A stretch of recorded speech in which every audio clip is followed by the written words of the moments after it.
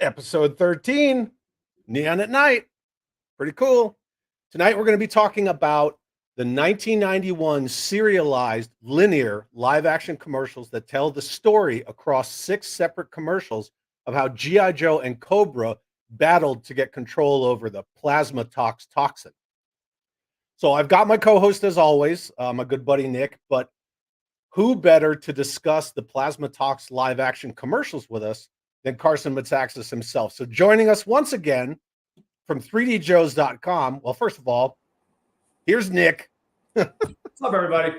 Sorry, I got ahead of myself. But joining us once again from 3DJOES.com, CARSON Mataxis. What's up, buddy? What's up, everybody? Hey, Nick. Hey, Chad. How y'all doing? How's it going? Good to see you guys. Good to see you guys. You're a busy dude.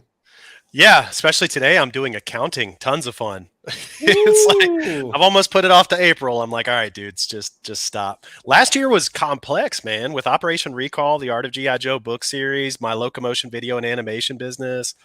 Like, it's crazy. What I'm doing for taxes right now is pretty crazy. Lots of write-offs, man.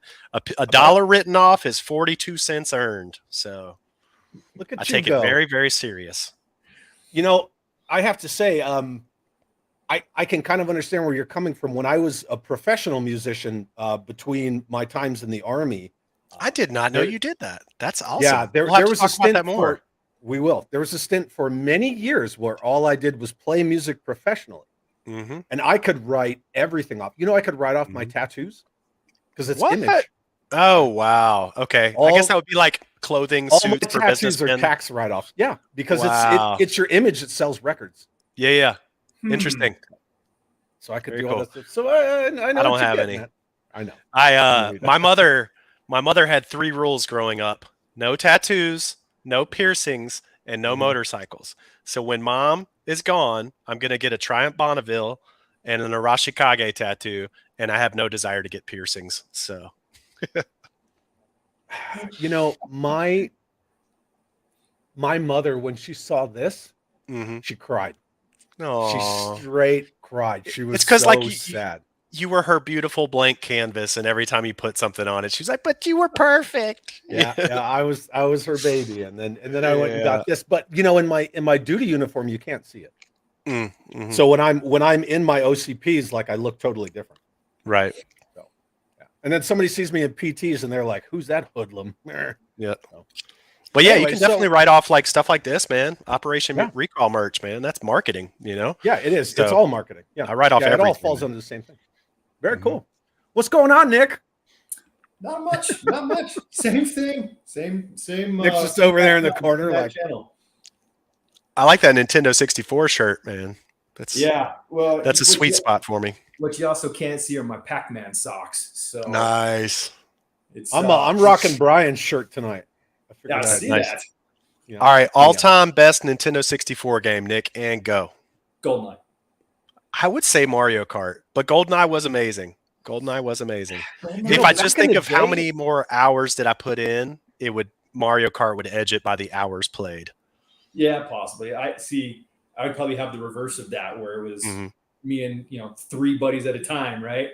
And that 4-way screen split. Yep, it was epic. I had an intern in my 20s that we ended up hiring, and so he worked with me for like 6 years. This guy ended up being like a little brother to me. He's doing really well for himself too. I brag on him. He's over at Headspace in California. He's like lead animator there now. He's doing really well for himself. Brian Lee, very proud of him. But every night after work, so we had to ask them, okay, what time can we officially say work is over? And we got 4:30 was the earliest we could go. So at 4:30 every day, we would start playing Mario Kart. And sometimes it would just be for like 10 minutes. Sometimes it would be an hour. We would just get in these battles, man, these sessions. We had it down to a science. I remember there was a bar arcade that had nostalgic tournaments, and they did Mario Kart one night, and literally it was Brian in first place and me in second. Like we went there and smoked everybody. It's just an addiction. We would play it every day. I remember when they used to have the N64 terminals that were in like McDonald's, right? Oh wow! And they had the like section where you could go play video games. Like, that was legit. I don't remember that at all. All right, so obscure video, maybe not so actually it shouldn't be obscure. Acclaim Video Games sold 80 million video games based on Valiant Comics properties. I'm a big Valiant Comics fan. My fifth wait, where is that column? Well, the camera's not going to move with me unless I move over there. That final column right there, all those books down there are Valiant. But anyway, so they made games based off of Exo Manowar, Turok, Dinosaur Hunter. There was an Exo Manowar Iron Man crossover. Shadow Man was a big Valiant one that they made a video game out of. And I loved Turok.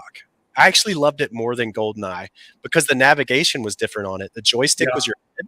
And so you'd move your head around with the joystick, and then you just use the little yellow buttons to go forward, back, left, and right. So it's a different navigation experience than GoldenEye, and I really enjoyed it. A little more exploration, too. Yeah, you were literally running and looking at the same time. It felt like next level kind of user interface. Well, and it had, I mean, the N64 controller was so like innovative at the time too, because It it had was. 3 different handles, right? So you could change hand position based on the type of gameplay. Yep. I still wish, or I still think it's probably the best controller. It is a great controller, man. It's funny how they go ahead and build beyond those things, but like you don't feel like they ever improved upon over those things. You know what I mean? No.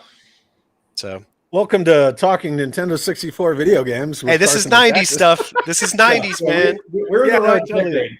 We're still squarely in the neon 90s here. Yeah, I was a big fan of Shadows of the Empire back in the day, but I'll tell you what, that game did not age well. Really? What is that? The one where you're on the Snowland, Hoth or whatever? Well, yeah, you go to all different places. But I remember being on Hoth. I remember playing the N64 when that was on Hoth, and I enjoyed it. You know, taking down the whole echo base. Yeah. Mm-hmm. But now when you play it now, the controls are just chaos. Yeah, they're just chaos. So George Aiken's here, Ted Darkclaw from Hella Dope Toys is here, Pericles is here, Will's here, Matthew Matson's here, Phil from Treasures for Trigger, Stephen Tabor, Hugo's here, TJC's here, Jeff Reed's here, Dale's here. And then the chat just freaking jumped. Oh, and then Matthew says second would be Ocarina of Time. Ooh, the Zelda one, right? That was a good one. Ocarina. Yeah. Ocarina, not Ocarina. Yeah. Yeah, that Zelda Very was cool. tight. It kind of overwhelmed me, I think. Ocarina of Time. Nomad's mic is very echoish and soft. Oh, Nick, your mic's messed. Anyway. All right, cool. Who's echoing and soft? You. And oh hey, so boop. I'm gonna throw that up there. Just I like it. So that's me as a cadaver from Operation Recall. Very cool. Very cool. Yeah, very cool. All right, so we are going to talk the Plasmatox micro movie, the 6 commercials from 1991. Mm-hmm. So in 1986, that's when you started seeing live action actors as Joe characters in commercials. Because before that, you always saw like the kids playing with the toys, the kids running around on the flag, things like that, where they were, digitally inserted, running around on the deck of the USS Flag. Yep. But it wasn't until 1986 when you saw Sergeant Slaughter first appear. And then late 86, 87 was the Fridge, correct? The Fridge, yep. Mm-hmm. Yeah. And then in 1988, we got Super Trooper. You kind of have to say Super Trooper because he was like whole other level, man. That commercial is awesome. Super Trooper. All right, so this is going to be a 1-minute video, and I'm going to play it, and it's going to kind of pop us out so everybody in the chat can watch it with us. So here we go, Super Trooper. And then this is you and Kirk Bazigian at, 2017, which was the last JoeCon? I think it might have been 2018, but I believe it was the last JoeCon. And man, it was this was like the grand climax, dude. It was amazing. I'll tell you the backstory when we come back from this ad of how this panel came together. Cool. All right. So here we go. This is CARSON MATAXIS and Kirk Bazigian talking about Super Trooper and how is the genesis of the live action commercials moving forward. And then we introduced the first live action commercial. This isn't a micro movie. This isn't as exhaustive as what Kirk did for a month of his life and put his marriage in danger for in 1991. This is just a much smaller commercial, so we'll show this one.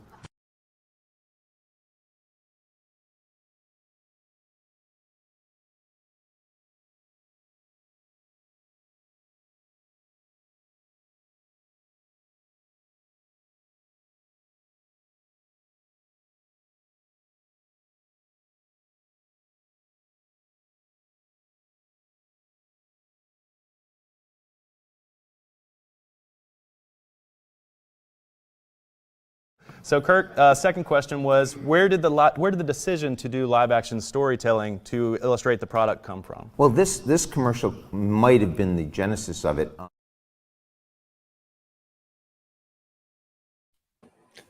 All right. So yeah, that was obviously we're not going to play the audio for these commercials, right? Because we don't want it to get flagged by YouTube.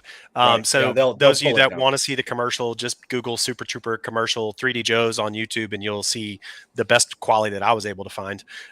So Kirk Bazikian came to me, he discovered, me first through the archiving for 3DJOES, and I started coming to his house and doing audio interviews. And then I built his creator profile page, and, you just kind of steadily. Okay, cool. So you can just kind of steadily over time build relationships and trust with these guys. And Kirk is just a fount of information. Like he's amazing. I mean, he hasn't worked on the brand since 1995 and he's still got, passion for it. Like he's running it to this day, like there's literally nobody has more genuine love and excitement for G.I. Joe than Kirk. And Kirk had been holding on to these tapes since December of 1990, I believe it was, that he shot on his own kind of personal family high 8 recorder. And so he went up to Vancouver for like a month and shot, I think it was 3 tapes worth of content. And he never did anything with it. They sat at his house for, all the way up until whatever it was, I think 2016, 2017 when he gave it to me. And so I digitized all 3 of those, went through them. I'm a video editor by trade. And so once we formed that relationship, he was like, well, you know what I've got? Like, I'd love to have you do something with this. I was like, I'll do something with it. All right. So it was amazing because it was footage that had never been seen before that was shot decades earlier, but it also helped us piece together that one of the pieces of that 1 through 6 episode linear story for 1991 was missing. It was nowhere to be found. And I had footage from behind the scenes that Kirk had shot of this one specific commercial. And so then seeing the other 5 together, I'm like, well, I think that's footage that goes right in between these 2 and nobody that's not available on YouTube. So I put feelers out there to the community, and man, us archivist types, we can't do anything without the community, man. Like the crowdsourcing power of all of us working together to try to find these obscure things is really, really powerful. And so kind of put the word out there for that. And Adam Riches remembered seeing that commercial and thought he had it on the VHS tape, I believe. And he went and dug it up and found that commercial, digitized it, shared it. And we were able to put together that 6-episode linear story for what I think is the first time in decades. And so that's the exciting part of it. It was also really fun because Kirk had been sitting on this footage for decades. He hadn't had a chance to look at it. He didn't work with me throughout the editorial process of putting this panel together. He literally just showed up, saw what I put together, and got to answer questions, right? And his whole family was in the front row. So his 2 daughters, his son, and his wife were in the front row. And it was just a lot of fun, man. You could tell like real genuine excitement. And then the room was full. This was the biggest G.I. Joe JoeCon panel that I had been to. And, thanks to Kirk, I think it was one of the best ones that was ever put on. Thanks to Kirk for shooting that footage and letting me help do something with it. It was a freaking awesome panel, man. It really was. Yeah, it's truly cool. And Nick and I have been talking about doing an episode on the Plasmatox micro movie for a while. Nice. And I was like, well, if we're going to do it, like, we need to have Carson come do it with us. Because, nice. Like, well, happy to be here, man. Yeah, you're a huge part of why this got. It's a really positive memory for me, man. Like I've had a lot of, high watermarks in 10 plus years of archiving, and doing that panel with Kirk was absolutely top 5. Just because of the creative energy, seeing him see his footage for the first time, some surprises in there, his family's reaction in the front row, and of course, feeding off the crowd. It was an amazing crowd. So yeah, it was just great. And then we're going to talk in a little bit about how his wife learned a piece of information during that panel. Yeah. Yeah. So we'll talk he about that. He endangered his marriage in more ways than one. He did. Yeah. Yeah. So this, I should say, just to give you guys context for that, he had to leave for the holidays. This stuff was happening in December. Yeah, so over Thanksgiving and Christmas. Yeah, he was in the doghouse, man, for having to be gone for a month to Vancouver in the smack in the middle of the holidays that year. So we got the 1988 Super Trooper live action commercial, which was the genesis of what was to come. And then in 1990, you saw stuff like live action Sergeant Slaughter, who was bantering with like an animated Overlord and things like that. And you saw kind of a progression of that. And then after that, then we saw the battle over Plasmatox across the 6 commercials, filmed at the end of 1990, like you just discussed, over about a month at Shore Studios in Vancouver, British Columbia. So I think it's interesting to note that the Super Trooper commercial was the pilot or the test pilot study for doing live action G.I. Joe. Before, like you said earlier, Sergeant Slaughter would walk out from between some bushes, or the fridge would walk out from between some bushes. Yeah. You know, they literally just had like a couple plants on set. They're like, okay, push them aside and walk through. It's like, that's all you got. But that was the extent of live action in G.I. Joe in 86 and 87. They weren't world building, right? It was more like Sergeant Slaughter or the fridge were in the backyard with the kids that were playing with the toys, and they're just creeping through the bushes, you know? So anyway, the Super Trooper thing was a big departure. And the way that it happened was because Kirk was not pushed off the brand, but that's how that when you do well with things, they promote you to do other things. And so Kirk did well with G.I. Joe 82, 83, 84, and of course helping get it up and running 80, 81. And so he was basically promoted to work with one guy that they brought in from a clothier that had set up a huge direct-to-consumer market for this clothier. And so they brought that guy in and Kirk, and they built Hasbro Direct together based off of the success that they had had for the mail order promotions for G.I. Joe Real American Hero. They started with G.I. Joe, and then they built it out to other brands, and they made it multi-million dollar business. While he was doing that, he partnered with BBDO, Burst and something, whatever. You guys can look up that acronym. BBDO is a fancy pants advertising agency out of Manhattan, and that Kirk had always wanted to work with. And so he was working with them on building Hasbro Direct. And so when Super Trooper came along, BBDO helped them shoot that ad. Their traditional ad agency would have never done that live action Super Trooper ad. Yes, Griffin Bacall did not want to play around with live action because remember, Griffin Bacall had set up Sunbow Studios to service Transformers and G.I. Joe and all the other cartoon needs that Hasbro had. Why would they want to do live action? It goes against this business model that they've set up, right? They did the cell shading stuff. Yeah, exactly. Yeah. So Kirk was really testing things. He always wanted to try new stuff and see what would keep G.I. Joe new and fresh. And so Kirk's he is a disruptor. And so doing BBDO on Hasbro Direct, but now he gets to get his claws back in G.I. Joe with Super Trooper. He was like, I'm going to do live action for G.I. Joe. And so I'm pretty sure that it made the other advertising agency a little bit uncomfortable, a little bit nervous to have, you know, a competing agency creating something very different than what they had created for G.I. Joe.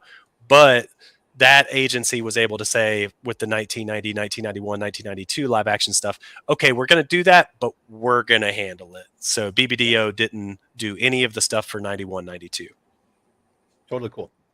All right. So I'm going to bring up the slides now. And hey, so for everybody watching, first of all, we have to thank our good friend Carson Mataxis over at 3DJOES.com, who happens to be with us tonight, because if it weren't for Carson, we wouldn't have a lot of the images that we're allowed to show on our show. So thank you, Carson.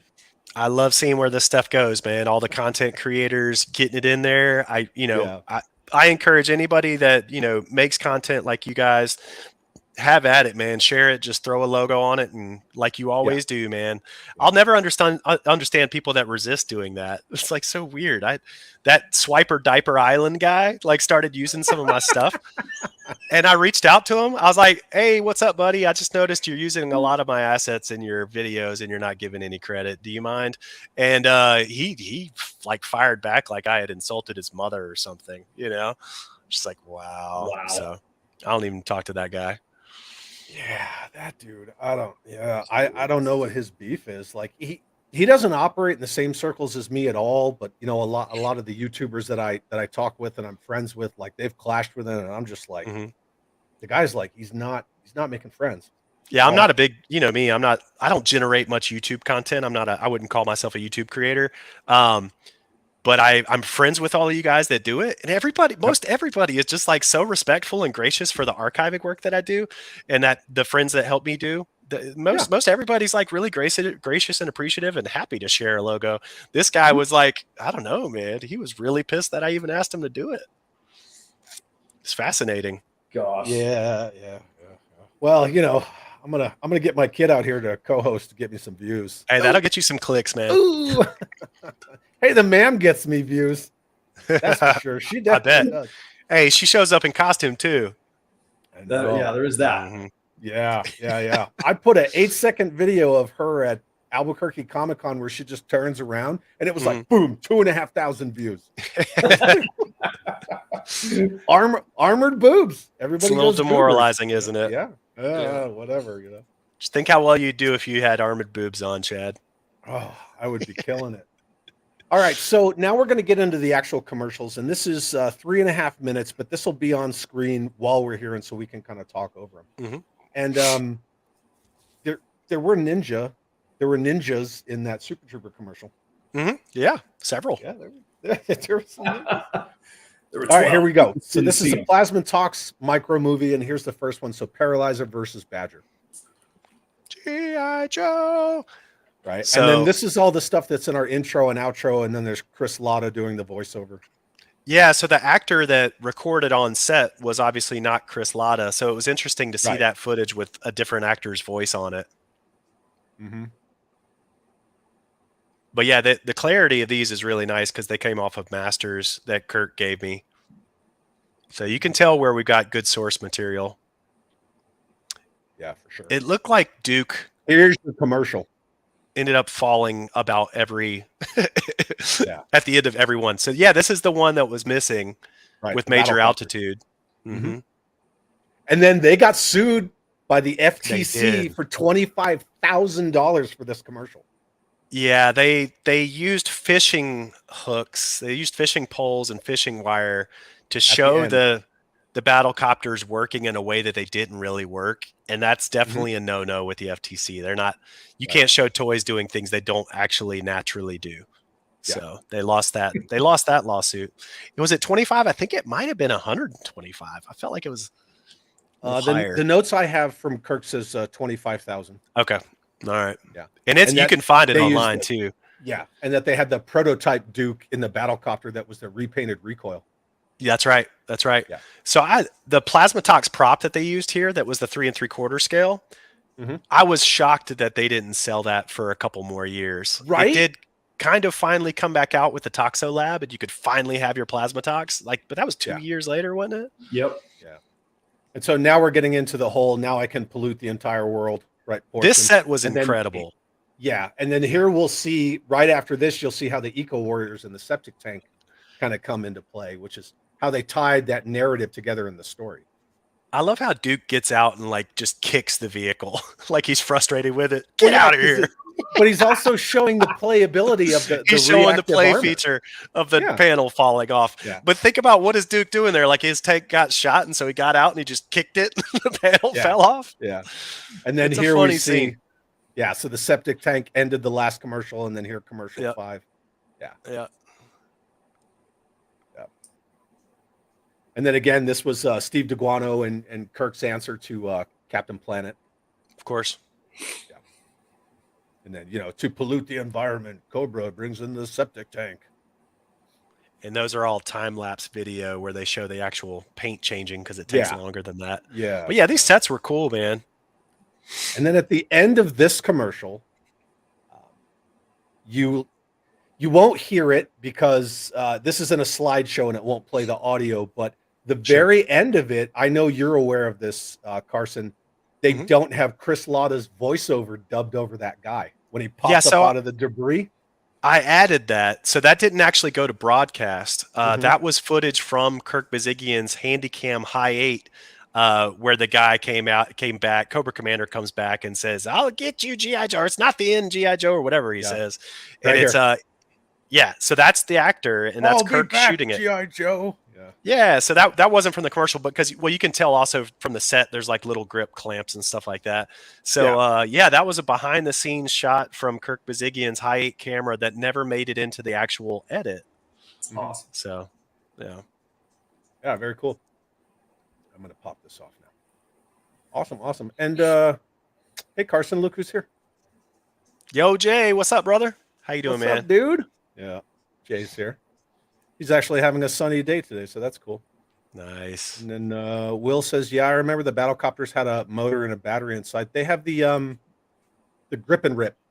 Yeah, it's Yeah. yeah, it's not really a motor. I don't think it's more like a gear mechanism or something. But you pull it and it winds the rotor. And then flies away and lands up on roofs, and you never get it back. And then Chad from Pendragon says, "How is Duke running through a Wampa cave?" But it does look a lot like the Wampa Cave. I'll give him that. And there's some stuff in those commercials, even though we watched it kind of quickly. There's some stuff in those commercials that when I show the next video, it's about 2 minutes long. It's kind of a behind the scenes, but you and Kirk talk about how some of those squibs actually didn't go off the way that they should have. So we're going to get into Bazigian versus the Battle Wagon here in a minute, but yep. You can see in the Air Commando video, and I put both videos in this next behind the scenes one, where the retake, it doesn't actually explode. It just blows that hole in the wing. And that's right next to the guy. That's right. And so this, I think it's worth noting that these were shot in 1990, right? That this was the era of practical effects. We're not looking at a lot of post-produced explosions here. We're not looking at a lot of computer graphics. These vehicles were real. They were built. This is not CG. They oftentimes were a mirage. So like when you're looking at the battle wagon, you're looking at half of it going this way, and I think only half of it going that way. Yeah, so when you see see it on set, just the top half. Right. So when you're looking at these things in the behind the scenes footage, it's fascinating to see how they created that illusion of a much more, complex vehicle. The background sets are also pretty impressive too. There's a lot of three-dimensionality to them. The Cobra base is really impressive, where he comes out and throws the globe. That's a nice little backdrop that they built there. The kind of lab scene where they had the different tubes and beakers and everything. They built some pretty complex scenes for these commercials. The Wampa Cave, okay, that could have used a little work, you know what I mean? But and most of the battle copters and air commandos is just a fabric drape that's literally, it is a painted backdrop though that's hanging from the ceilings of this gigantic film studio. Yeah. So the I obviously posted this panel that we gave at JoeCon, but I also posted a much longer behind the scenes look at the excerpts of Kirk's footage. So if you guys are interested in seeing the kind of how the commercials were made kind of thing, I encourage you to watch that video as well. Yeah. And that is all. Let's see if this all fits in one. I don't know if it'll all fit in one comment, but all the links to these are in the description as well. Cool. But there's the link. Yeah. And it all went. So yeah, I just threw that up there. Real quick. So Viper Scout is kind of clarifying, and he says the commercial version had a motor. Yes, they put motors in the commercial versions. Oh, and they put them on fishing wire, and that's all tied into why they got sued. Okay. Wow. I didn't realize it wasn't the actual motors in them. Yeah.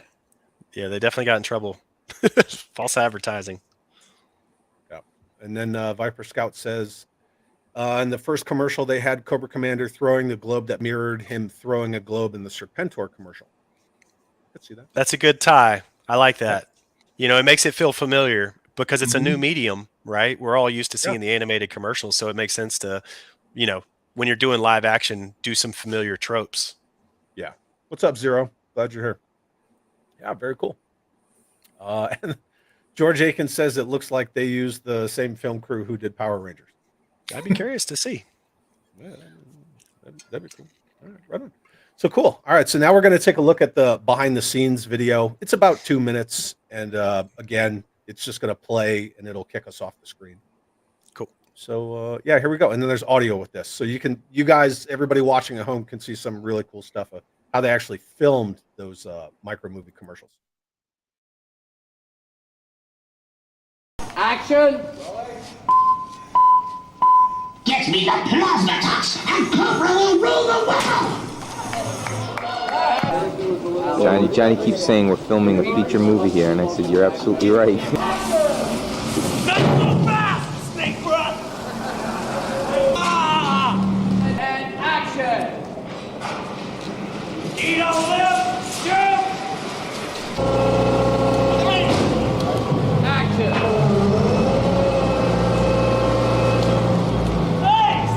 Cobra's got the Plasmatox, now move! Action!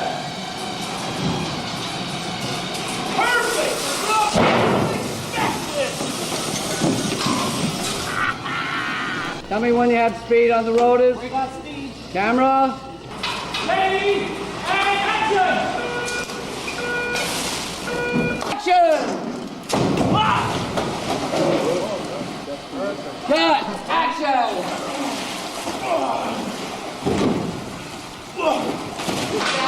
And stop! Action!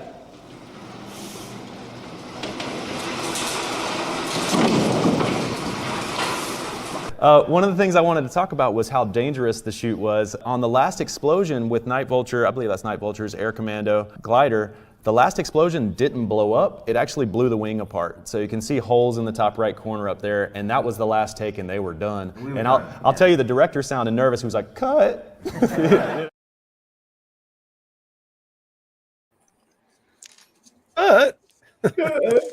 It's fun watching this again, man. I haven't watched this in a while. Sorry, Yeah, guys, I was sneaking some food in. No, that's fine. Yeah, we know. We caught you on your lunch break. It's totally cool. You're a busy dude. But yeah, that's really cool to see that stuff. And then, you know, when you watch it, you don't really notice the things that you had to point out about how you can see the wing actually like boom, like it erupts and you see the shrapnel come out of the wing. Yeah, these are all practical effects, and I mean, video production was a little more dangerous than it used to be, it was a little more dangerous back then than it is now. Everything now they're just shooting on green screen and adding it in post production. Like you've seen the Marvel movie behind the scenes; it's all just these big green screen studios with motion tracking stuff, and you know that kind of charm is gone. You know, it's lovably bad at this point. When we look back at the kind of live action commercials now, it's got that cheese factor, but I love it, man. I think it's so fun. Oh yeah. Yeah, we'd all prefer it. Yeah. I mean, we'd all prefer a return to the practical effects on so many things. And there's some people doing it. Like Mad Max was incredible, you know. Yep. So Maverick, Top Gun Maverick. yes, all of that was real and in camera. Yep. Ridiculous. Pretty incredible. Yeah, that's insane. But even in some of the scenes where you see Duke kind of, and he's just leaning off of that gantry to try to grab onto the back of the battlecopter. All the takes that it took, you know, he's just hitting the mat. Even when he jumps on the paralyzer and he socks that Crimson Guard Immortal and takes a Plasmatox. Yep. There were other takes in there where he goes to jump on it and kind of loses his balance and he grabs a dude by the head and he's falling off. And I'll say his name's Ren Roberts, right? I thought Ren Roberts was the perfect look for Duke, the perfect sound for Duke. His voice is amazing, but he wasn't a stunt actor at the time, right? Right. And so he was really growing into that, and he, you know, busted his butt, and I think he did an amazing job. But there's a lot of footage on the cutting room floor where, you know, if that was a stunt man, you might not have had so many takes, but they had even in those pools, when he was in that pool with the interrogator, and then when he was in the pool in the Wampa cave, you know, you and Kirk were talking about how that water was like 35 degrees. They had to keep taking him out, throwing his stuff in the dryer, and then doing another take. And over I think they had a rotation of 2 or 3 of his costumes. And so basically they would do a take, he'd get soaked, the other one would be in the dryer. You know, he'd get out of the take, he'd switch the outfit, he'd throw that one in the dryer and come back and do it again. So they kept him in a rotation, I think. Yeah. But he stayed on for a lot of other commercials because he was in the Detonator versus G.I. Joe headquarters, right? So That's he right. was there for a while. Yeah, he was there for several years. They did live action, I believe, 91, 92, 93. They did some stuff for 94, but I don't think they did a big serial. I don't think they did serial with Ren Roberts and Destro and the rest of the characters for 94 at all. They did some live action stuff for 94, but I don't think it was the same style anymore. Right on. See what I mean, let's be honest. We didn't get everything for 94 that was planned, and we certainly didn't get a robust commercial campaign for 94. No. The commercials we got were highly produced and they look good, but we didn't get anything like we did in 93, 92, 91. Yeah. And George Aiken says, I wonder if any of these full-size vehicles ended up in Chad's collection. And then he wishes. I think everybody. Here's the reply to that. It's true. It's true. Yeah. What kind of world building can you do with 1-to-1 vehicle scales, Chad? Not much. You're gonna need a bigger garage. Have you been seeing all the 1-to-1 scale stuff I've been putting up? No. Oh, whoa, the real life stuff where you're at work? Yeah. I love that stuff. That's amazing. Yeah. Yeah, the Coastal Defender and the MMS. Yeah, and then I Bridge did Layer. the What F-15 else? Starscream. Mm-hmm. Yeah, there's a couple others that I'm working on. I'm working on the Thunderclap. Mm. There is a full scale 1-to-1 Thunderclap about a mile away from here. Is it And it's train at the- mounted? No. It's actually on a vehicle. Okay, cool. Yeah. Cool. Look forward to seeing it. It's at the National Nuclear Science Museum, and that's right up the street. Nice. Every time I drive by it, I'm like, I just have to. But it's like inside the fence, so I have to like actually go into the facility to go outside. I think But the they have all Germans sorts of made. stuff out there. I think the Germans made something like the Thunderclap, but that was train mounted back in World War II. I think that's what I was thinking of. Yeah, it was called like a mega gun or something like that. Railgun. Okay. Yeah. Monstrous. Mm. Yeah. Oh, and Payne's Toy Samples is here. What's up, dude? What's up, buddy? What's up? Yeah, very cool. All right, so now we're gonna get into the last one. Do you wanna want me talk to cue about it it after? You want to cue it up, or do you want to talk about it after? Well, the funny part about this was that Kirk hadn't seen this footage, and I don't think he remembered, and I definitely don't think he told his wife about this. So Because he says as much. that's all the setup I'll give it. Okay. All right, so everybody watching in chat, talk about suffering for your craft. So this is Kirk Bazigian versus In the the Battle cockpit. Wagon. He's in the cockpit. driver's seat, so you guys can look for him. Yeah, here we go. The other thing was when Kirk was driving in the battle wagon, it literally caught fire while he's in there, the back end of this thing. Kirk, you want to talk about the danger? We didn't have a lot of money, so we couldn't hire extras. So everybody on the shoot was pressed into service as extras, unpaid, by the way. Anyway, I was the driver of the battle wagon, so they suited me up. Ren's on the outside manning the machine gun, and I'm in the cage driving. And they had to lock that cage because it was on a rolling thing that made the battle wagon look like it was going up and down, and you didn't want the cockpit cage to flap, so it was locked down. And you can see in the commercial, you'll see squibs, machine gun fire, go across the outside of the battle wagon. This is Kirk Bazigian preparing for his film debut in the mini G.I. Joe movie being shot in Vancouver. I may have a whole new career here, guys. As you can see, he looks pretty rugged. He's either going into a movie set or he's going to Saudi Arabia. That's Kirk Bazigian inside that cockpit. There you go. Second part. All right. Did it play? Hey, it didn't play. Here we go. He's inside the G.I. Joe battle wagon. War is now. He says war is out. Thumbs up. All right. Get the wheel going real fast. And ready, push. Ready and action! Push. Ready, action!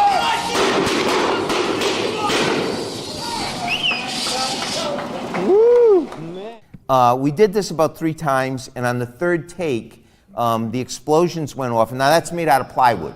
That battle wagon was made out of like 1/4-inch plywood.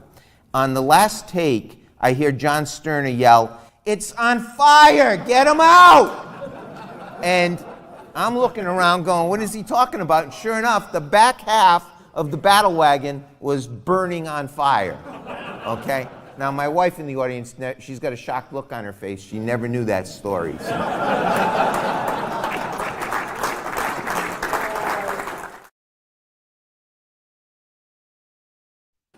Isn't he just the best storyteller, man? Yeah, I love he's it. great. Isn't that crazy? That's so crazy. I love it. Like He was knew the trapped. story. Yeah. He said the back half was on fire. If you look at that battle wagon, it's only half a vehicle in the first place, right? So he's in the cockpit and it's literally on fire right behind him. You know? Yeah. Even when you just look at the stills after the actual footage is over and it's you guys talking about it, like you can see the intensity of that fire. Yeah. It's pretty amazing, man. That battle wagon was really just one tire, which I think you guys could probably see the 2 little wheels under it that gave how it they the were illusion spinning it up and he was kind of was putting the smoke to it. Yeah. Right, exactly. So it's really just one tire and a bunch of plywood and then Yep. explosives. And the explosives caught the plywood on fire. And anybody that, understands wood and the rate of burn, the thinner the wood is, the faster it burns, Yep. right? So plywood is not much of a challenge. Well, we're not That's even it. talking just plywood, right? You're talking plywood, you're talking glues, you're talking Paint. paints. Yep. Yeah, it's plenty of accelerants in there. Yeah. Well, and So- the cage of the cockpit is made out of just, that lattice that you get at like Home Depot for like fencing. You can Yep. tell it's just lattice, just kind of like Brad nailed together. Yeah, it was a That's, tinderbox. It was waiting to happen. I mean, OSHA was about to show up. Yeah, it's just such a crazy story. Like he and I had talked about it. I kind of knew about it already, and then when he and I talked about it, I really wanted to dig a little further into it, and that's when I started really paying attention to all the stuff that you had put up about it. And, yeah, Well, that's the thing. Like, I don't go around and promote this content because for me, this content was like 5 years ago. It was freaking amazing. It was one of my favorite experiences. And it's one of the, in terms of YouTube, this is one of the best pieces of content that I put on YouTube, right? Because it's so rich. I mean, Kirk had these tapes for decades and he gave them to me and I was able to edit it together and make this awesome little mini documentary. And, it was just a hell of an experience, but I don't do a good enough job of getting out there and promoting old content, I guess is what I would say, Yeah, but I have to say that a lot of the stuff that you have on your channel, it's historical record. It's really awesome stuff. And I have to say for everybody hanging out with us tonight, again, Nick and I thank you all for coming to hang out with us. And I try to show as many comments as I can and respond to what I can. And, Carson, again, thanks to you for coming. But if anybody hasn't gone to 3D Joe's on YouTube and just look through all the content that's there, I urge you to do it because anything you want to find G.I. Joe related, it's there. It was really, really fun to revisit this, man. It's been a while since I've looked at it, and it really remains to this day top 5 memories in the G.I. Joe hobby, putting this thing together. So I would encourage everybody, if you guys enjoy this kind of behind the scenes look at stuff, go to 3D Joe's, go into pre-production, and then go to creator profiles. This is on Kirk Bazigian's page, right? Because this is Kirk's story. And so these videos are embedded on that page, but there's so much other stuff that Kirk has shared with us that you're able to, consume in that way as well. So while I might not be like a YouTube powerhouse like some of you guys, the archive is where I tend to do my storytelling, and there's so much there for you guys to dig in on. So well, and it's I've said it before a number of times that this mini movie is the better G.I. Joe movie than what we got with the 3 actual G.I. Joe movies. I've heard that. It's so much better. Yeah. You can watch that over and over, and you can just because it's fun. It doesn't take itself too seriously. Like Duke has a little cheese factor to him. It's more like live action of the cartoon than the movies ever tried to be. Than the feature films that we got. They didn't even try to do the cartoon. They went so far afoot from trying to emulate the cartoon. This little live action micro movie was unabashedly G.I. Joe cartoon kind of lore. The costumes were colorful and bright. The vehicles were colorful and bright. Explosions everywhere, which the cartoon would do. Duke being kind of cheesy. The dialogue was a little cheesy. It's just great, man. It just felt like the cartoon come to life for me. I would love to see both. I think where G.I. Joe really, in my opinion, could thrive is if you create it for a couple different audiences like they do with Transformers, right? You've had Transformers storylines that are very mature and for, more adult audiences. And then you have Transformers stuff that's entry level that I can show to my 3-year-old and she loves it, I wish they would do that with G.I. Joe. I wish we would have something that, is unabashedly G.I. Joe cheeseball, good for kids. Let's have some fun with it. And then let's have something like they did for Adult Swim a while back, Resolute, which was a little more adult and cool, Adult Swim, and just have concurrent storylines that basically service different communities, all the same community but different age groups. Yeah, I have one thing to input. What's that? I have one thing to input. Matt Damon. Sorry, I had to. Go ahead.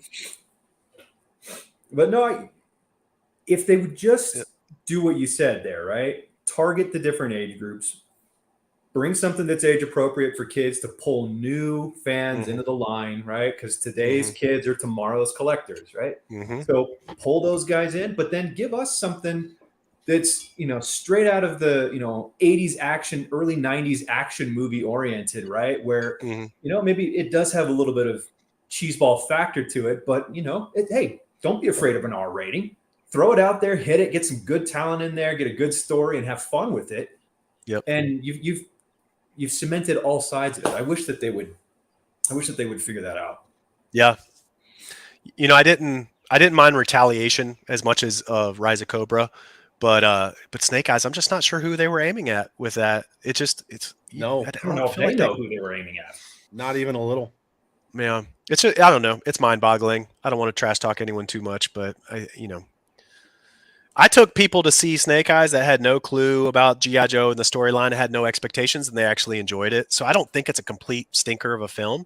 I think it's a complete disappointment to G.I. Joe fans, right? That you've got this lore. It's like, okay, are we doing oh snap, we're doing a serious, like highly produced Snake Eyes movie? Well, let's get issues 27 or 26 and 27, 21, whatever. There you go, like, right? There's some lore to pull from. Show Yeah. me, start with the boys in Vietnam, and then show me what happens after that, and show Snake Eyes lose his family and get broken. Show him learn to become a ninja. Show how him and Storm Shadow get this wedge, and there's just so much. How he joins the Joe team, how he creates the relationship with Scarlet, how he saves her from the burning helicopter, and then you go into issue 21 as the cliffhanger. There's your movie. You don't need to reinvent the wheel. Yeah, you've easily got a perfectly tailored like trilogy. Movie right there. You could break that into 3 movies easily because that's the Hollywood thing, right? It's trilogies. And then you don't have to do a damn thing. It's all written right there. Just act it out. And so that services us older fanboys, and that services that older audience because it's the Larry Hama comics, a little more mature. People do die, whatever. And so then you just got to decide, okay, what's the younger, youthful, fun, energetic thing of today that'll suck in the next generation? And that's really probably more important than keeping us old collectors happy.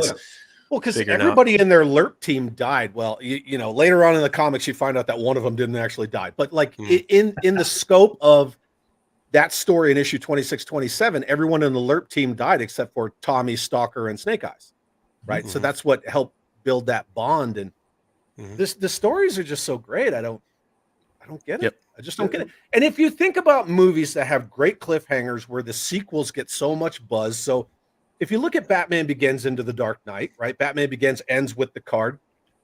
And then, like, oh man, they're going to do the Joker, right? The Force Awakens, love it, hate it, The Last Jedi, whatever. That last 30 seconds where Luke Skywalker turns around, that's all anybody could talk about. Right, true. Was the last 30 seconds of that movie. Could you imagine that if they did a Snake Eyes movie and they followed issues 26, 27, threw in a little bit of the later stuff with the Scarlet business, and then ended it where he hits the ramp on that C-130 and just dives out? Get ready to do the silent issue. Coming. You know what's coming. Ramp and then the down, first like 10, 15 minutes of the second movie is just no sound. It's just and just mad sound effects. Yeah, it's just that sound. Cool. So good. Like they literally have to write nothing. Right. Nothing. No. Which is probably why it doesn't happen. Like it's like job security. Like the writer's room's like, that's not what we do. Yeah. Gosh. Well, maybe they'll make it if there's another writer's strike. Yeah. Yeah. Hollywood and all their weirdness. Like I read Akiva Goldman's original script for Batman Forever, and it was pretty different than what they actually put out in the theaters. And then you look at Batman and Robin and you're like, why is Batman and Robin so bad? This is the guy who directed The Lost Boys. And The Lost Boys is a phenomenal movie. It's dark, it's gritty, it's serious, but it's got some humor to it. And then you watch Batman and Robin and you're like, this is the same director. I mean, the nipples really pulled me out of it. Nipples in the back credit card, baby. But they didn't give him to Batgirl. Okay. That's saying too on the nose. Is it too on the nose? I had not noticed, but I will be looking for that next time. That I never watch it again. Yeah, see, back credit card. Never leave the cave without it. As soon as Now, that scene at the beginning of Snake Eyes where the kid, and I'm going to tie it back in, right? Where the kid's walking with his dad, who you find out later was a member of G.I. Joe, by the way. Spoiler He's alert. walking with his dad, and he's like, "Is there a safe in the cabin?" And he's like, "What do you mean?" He's like, "Well, I heard you talking on the phone, and you said you're at the safe house." I was like, "Oh God, it's back credit card." It was so back credit card. I was Yeah, like, "This is Batman and Robin." It's like they really thought the audience was that dumb. Right. We have to put all of this out in exposition in order for you idiots to follow along with this movie. It's, I mean, my 9-year-old watched it with me, right? We sat down and watched that, and he got to the end, the credits roll, and he looked at me and he's like, "What was that?" Like, even as a 9-year-old, right? He saw, well, at that time, 8, and he saw it. He goes, "That wasn't Snake Eyes." Like, when a kid looks at it and goes, "That wasn't Snake Eyes," and he goes, "You only even saw him in his mask for like the last 15 seconds of the movie." And It was a motorcycle helmet, he Nick. was the bad guy through most of the movie. Motorcycle. He helmet. was a morally irredeemable character. Yeah, totally bankrupt guy. He was Yeah. just not good. And you're like, you're rooting for Storm Shadow the whole movie. Like, come on, Storm Shadow, man, figure it out. I think the actors were both decent. I think the casting was fine. That guy that played Storm Shadow killed it. Like, he stole the show. I think he stole the show because, yes, Koji stole the show, but I think it's, he had a better script to work with. It's hard to be Snake Eyes that's like a morally ambiguous, not very likable guy that will like betray people that are trying to help him. Mm-hmm. You're not going to like that guy. And it's like, I don't know. So he couldn't really act his way out of a bad script. But the Koji guy with Storm Shadow, he killed it, man. I thought he was amazing. He did really good. Yeah. Did you guys see John Wick 4 yet? No, not yet. I want to. I haven't had a chance to. I didn't get back into town off of work until like late Friday night. So if you liked Donnie Yen's character in Rogue One, same thing. Blind, awesome, nice. He's so good. You got to go see John Wick 4. I've heard it's awesome. It's so good. Cool. It's so good. And then and there you go, with your cliffhangers between the movies, right? Like, Wick did a great job with them. You have the right actor to play Snake Eyes in the first 2 movies. The actor who played Darth Maul, Ray Park. Yep. Yeah, he might be aging. Phenomenal. He might be aging out by this point, but yeah, damn straight. I think he was a solid selection for many years. People were calling for him, especially if this is not like a speaking role. It's literally, you need somebody that's got the physicality. Ray Park has it, man. Well, the physicality, the skill set, and the ability, but then also the willingness to never show his face. Right. I mean, there's a lot of actors out there that won't do it. Go back and look at Judge Dredd. He never takes his helmet off in the comics, and then they were like, "Oh, Stallone's got to have some face time." Right. Well, it's happening with The Mandalorian too. Like every season of The Mandalorian, the dude takes his helmet off. It's like, dude, you're not supposed to take your helmet off. They come up with some kind of weak story element where he's got to take it. Oh, it's burned, or I've got to put some healing ointment on. It's like, it's whatever, just a droid. Take your helmet. Right. Yeah, that's the thing, is that there's not too many really good caliber actors out there that are willing to go through an entire thing without showing their face. Yep. Carl Urban. And that was a fantastic. I loved that movie. It sucked that movie bombed. It's so good. It was really, really good. I mean, it was gritty and dark and hyper violent, but that was exactly what the comics were. That's why they had such a following, such a draw. Yeah. I want to watch this one more time, gentlemen. We're gonna watch Kirk Kazighian almost bite it for his craft one more time. Here we go. For anybody who didn't catch this the first time, this is Kirk Kazighian versus the Battle. Here we go. All right. Hopefully both parts play at the same time. Here we go. The other thing was when Kirk was driving in the battle wagon, it literally caught fire while he's in there. The back end of this thing. Kirk, you want to talk about the danger? We didn't have a lot of money, so we couldn't hire extras. So everybody on the shoot was pressed into service as extras, unpaid, by the way. Anyway, I was the driver of the battle wagon, so they suited me up. Ren's on the outside manning the machine gun, and I'm in the cage driving. And they had to lock that cage because it was on a rolling thing that made the battle wagon look like it was going up and down, and you didn't want the cockpit cage to flap, so it was locked down. And you can see in the commercial, you'll see squibs, machine gun fire, go across the outside of the battle wagon. This is Kirk Bozigian preparing for his film debut in the mini G.I. Joe movie being shot in Vancouver. I may have a whole new career here, guys. As you can see, he looks pretty rugged. He's either going into a movie set or he's going to Saudi Arabia. That's Kirk Bozigian inside that cockpit. He's inside the G.I. Joe battle wagon. War is hell. He says war is hell. Thumbs up. All right. Get the wheel going real fast. And ready, push. Ready and action! Push. Ready, action!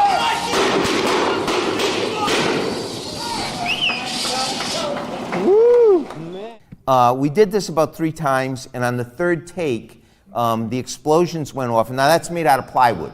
That battle wagon was made out of like 1/4-inch plywood. On the last take, I hear John Sterner yell, "It's on fire! Get him out!" And I'm looking around going, what is he talking about? And sure enough, the back half of the battle wagon was burning on fire. Okay? Now, my wife in the audience, she's got a shocked look on her face. She never knew that story. So.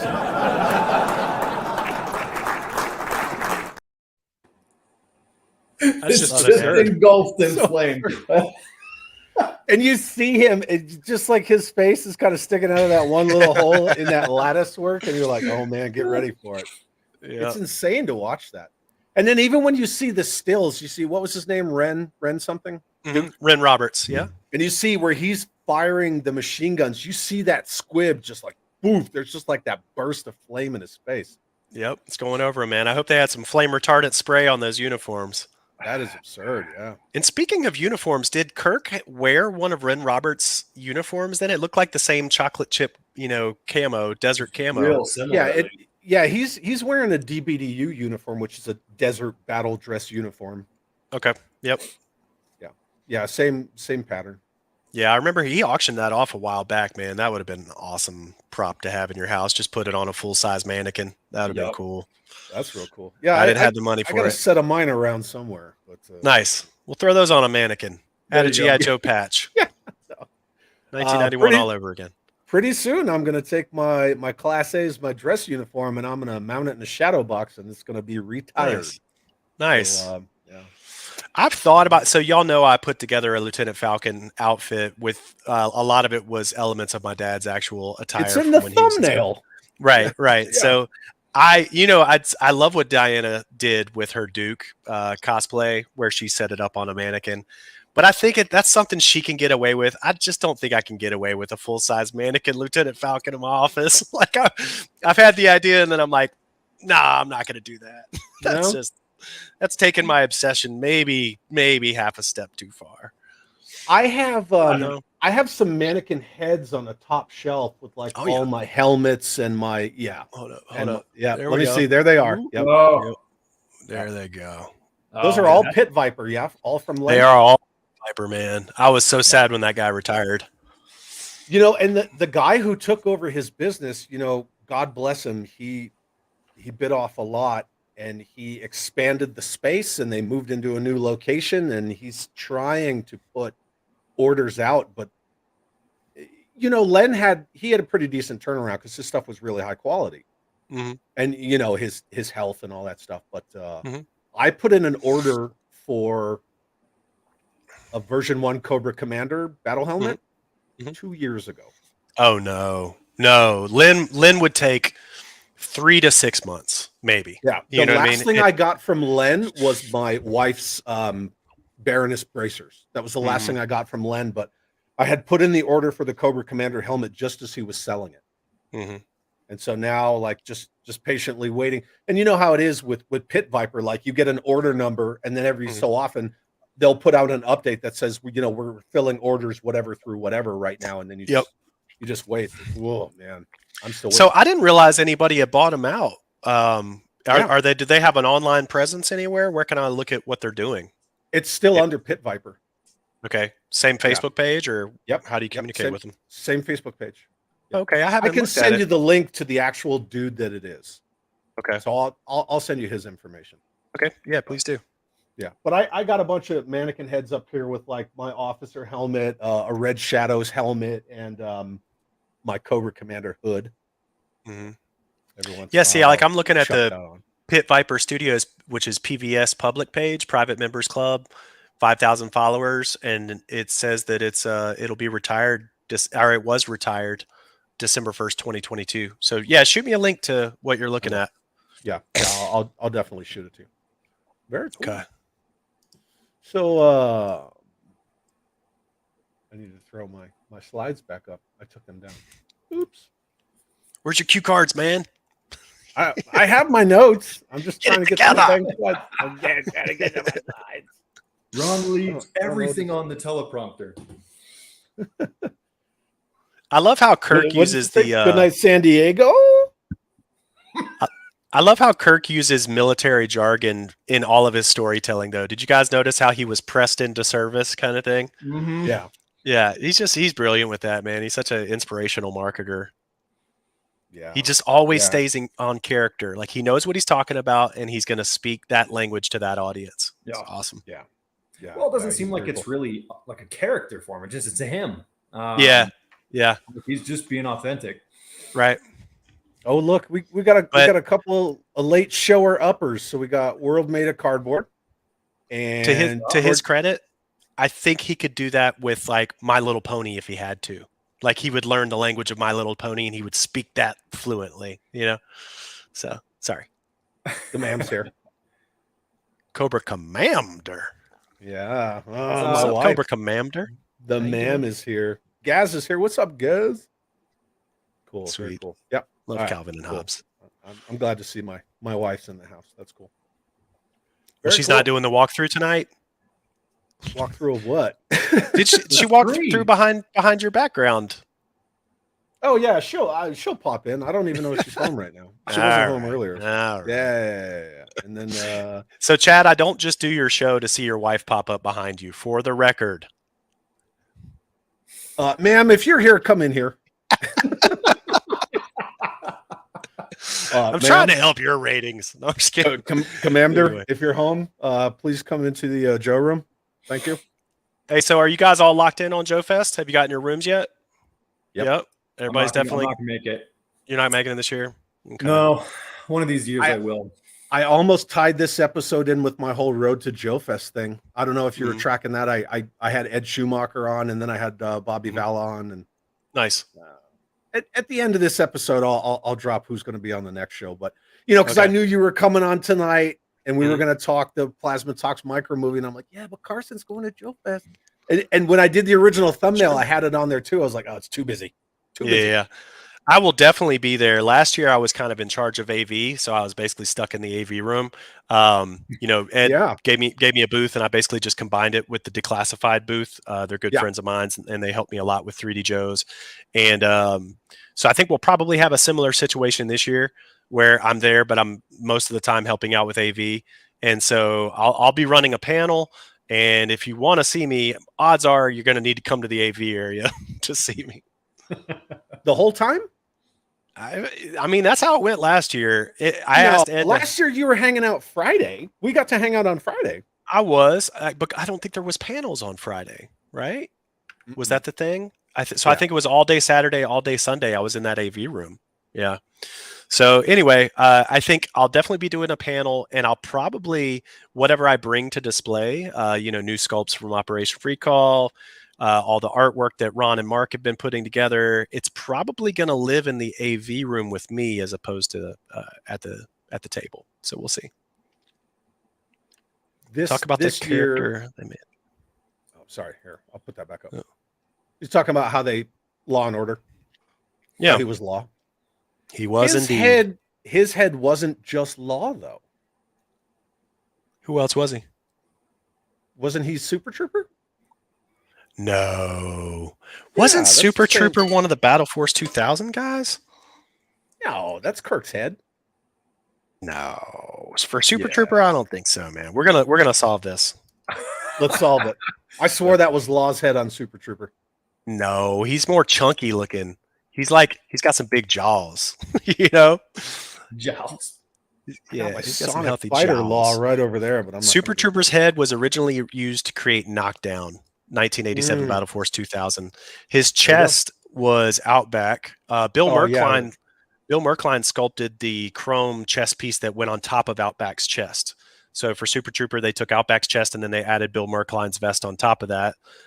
His waist and arms were used with wetsuit, and his legs were used with Xandar. So there you go. Xandar. There you go. There you go. And Shout out seriously, to that commercial was awesome. Shout out to Yojo for having the parts index, you know? I swore that was Kirk's head. Oh, sweet. David Allen, thank you. Yeah, I just like to split the time up there. My hope is that I'm in the AV room, you know, at the start of each panel to make sure people are queued up, but then we have somebody else there helping me and I can get back to the floor some more. So, yeah. Well, you know, I'll come find you like I always do. So, no doubt. No doubt. Yeah, no doubt. Where are you staying? Are you staying in the tower? So, my buddies from the Triangle Joes wanted to save a few nickels and stay down the road. So, that's what we're doing. What are you I don't doing? even remember. We're staying down the road. I don't even remember what the hotel name is, but it's like like 2.5 blocks away. Is it the Holiday Inn Express? Honestly, couldn't tell you, man. I don't remember. It's like I don't really worry about my trips until I'm in the car on the way. Oh man, I've got too much stuff to think about to like really because honestly, my ex-wife liked to plan trips out for 6 months in advance. And I'm like, we're going to spend the next 6 months talking about this trip. Whereas I could just get in the car while I'm on the way, search for Hilton, call them, give them my Hilton Honors number, find out where they have an opening, get the rate, get the room. It's done. Like, I don't know, man. I'm not a planner like that, you know? Yeah, I tend to be more like that as well. And that's what I do every single week. So it's basically, where am I going to stay tonight? There's always something, man. There's always something, unless you're going to, you know, Tampa Bay for the Super Bowl, you know, whatever. There's tens of thousands of people converging on one location, which is not usually the case wherever I'm going. So, well, I am staying at the Holiday Inn Express, which is only like 1.5 miles away. Zazel's going to be my roommate from Sergeant Slaughterhouse, and that's where the Mam and I stayed last year. And then Joe Racondo and a couple other people, I think Adam from Go Figure and a few others are going to be staying at that Holiday Inn as well. Dom and his partner from Toy Domination are staying there as well, because when I had Ed on, he was telling me how they booked some wedding at the same time that they were filling for Joe Fest, and it sold out in one day because they didn't give him all the rooms that they gave him last year. So that's surprising because the show's, you know, challenges. Show's been doing really well, so I'm surprised that they didn't kind of give him that leeway. Well, he met with the city. We haven't really discussed it since, but he was meeting with the city the day after he was on my show, and he was just going to lay it out to him like, if you can't get the Marriott to play ball with me, because they're basically the convention center's boss. You know, if you can't get them to play ball with me, I'm going to take this show someplace else. Yeah. So I hope it worked out, because even though Augusta's really far from where I am in New Mexico, I still love it. It's gorgeous. You know, it's green, it's beautiful. I don't want to go somewhere that's in the same kind of environment that I'm in. Like I want to go back to the East Coast. I don't think Ed would take it too far, you know, from Augusta, you know, maybe to Atlanta if he has to, but you know. Yeah, he would keep it in the South for sure. We did discuss that. There's a TV show. It was on for 2 or 3 seasons called Truck Night in America, and it's just these dudes that have souped up trucks, and they're getting more rooms. Nice. So Truck Night in America was filmed in Augusta, and I just discovered this, and I want so badly to go four-wheeling on their track. See, I'm not. He's just sucking up to you because it's your name on the show. Multiple people can be wrong. There's nothing wrong with that. We're all entitled to wrong opinions. I am an enthusiast, good sir. I am by no means an expert in anything. But anyway, so if there's any other four-wheeling, except for unified land warfare, I'm pretty much an expert in that. There you go. If there's any other four-wheeling addicts out there that want to tie in a Joe Fest trip with a trip to a four-wheeling park, we got to get the four-wheeling park from Truck Night in America to let us in. So, all right, there's my pitch. What else you got going on, Carson? I'm doing my taxes today, man. This is the highlight of my day. My day has been looking at spreadsheets. It's boring as could be, man. We're not talking about your taxes. Talk about that thing sitting behind you. What's going on with that? The giant hardcover right here? Mm-hmm. All right, so that is kind of in the perfectionist wave 3 pass, right? So I just did a Kickstarter update for anybody that's interested in the nitty-gritty details of it. Things like, instead of using a digital lasso to cut out the file cards down the middle of the dotted line, we're now showing the whole dotted line, which helps it pop off the page a little bit more. Like little tweaky stuff that's going to make all the difference is what Chad is laser focused on right now. Chad Huckle. Chad, man, that dude's a warrior. He's a trooper. I mean, he's been just 100% committed to this project for like 7 or 8 years now. Well, so his name is Chad. So yep. I'm just so happy he's finally letting me put his name on the cover, because like he's always like really modest and just doesn't want to take a whole lot of credit. So me taxes. Yeah, I got to pay my taxes. So I one time I go to H&R Block. One time I got a tax refund, and they called me and said, "Hey, your tax refund check's available for pickup." I was like, "All right, cool." So I drive over. I walk into the H&R Block. And I'm like, "Hey, I'm here to pick up my refund check." And they're like, "Great. What's your last name?" And I was like, "Metaxas." And they were like, "Yeah, I know. What's your last name?" Because they thought I was asking for my taxes. Like, no, my last name is Metaxas, dumbass. Metaxas McQueen. Yeah. Wow, man. So anyway, we're on the final pass with the book. I pre-ordered them back in December. Like, the money's in Hong Kong already, man. I'm more ready than anybody else to have this thing done, but I'm never going to rush it, man. If it can be a little better, if we spend another 2 weeks, 3 weeks, I'll spend it, man. I'll spend the time, because you hit print and it's done, and you look at it for the rest of your life. Like, Yep. I could have made that one thing better, or I should have proofed that a little bit better. So I've had 6 people proofread it. I've had Chad obsessing over the details just like me. And I'm convinced all along that the time is more than worth it, and that it's making the quality of the product better. So I'm hoping, thank you, David. I'm hoping that we'll have the files done in the next week and a half. So Chad just took a trip and he's coming back, and then we're going to compare notes. We're actually going to sit down and do a video walkthrough and compare notes and kind of make, all right, dude, this is it. Last call, final revisions, man. Get these files out of here. Because I'm working hard. Now, What'd you say? what's the shipping weight on that thing now? I haven't asked for that, so that's going to be the question, though. They actually just shipped me a new hard copy. So what's in this box right here behind me is what's called a dummy. So it's got the full. This was when we were doing 35 signatures. Now we're doing 39 signatures, and signatures are 16 pages plus 10 8 gatefold double gatefold spreads, right? So 80 pages is double gatefold spreads, and the rest 39 times 16. Hey Google, what's 39 times 16? 624 pages is coming from those 39 signatures, right? 80 pages is coming from the double gatefolds. So they're sending me a new hard copy of it that has the 39 signatures and the 10 double gatefolds. Then I'll know what the weight is. But once you print all the ink on every page, believe it or not, that's going to add a significant amount of weight too. I think this thing's easily going to be over 20 pounds, man. No regrets either. I don't care. It's going to cost what it costs to ship. It's going to be the best. No records. It's going to be the biggest, most ridiculous, tome of G.I. Joe art ever made.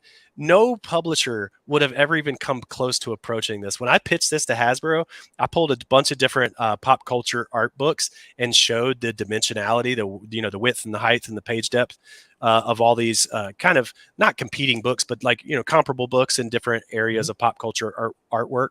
And there's nothing like this, like 704 pages at 13.5 by 14.5 with double gatefold spreads. It's just like, it's massive.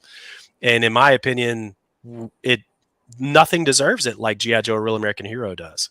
So I want this book to put the other art books to shame. Cool. I think it deserves it.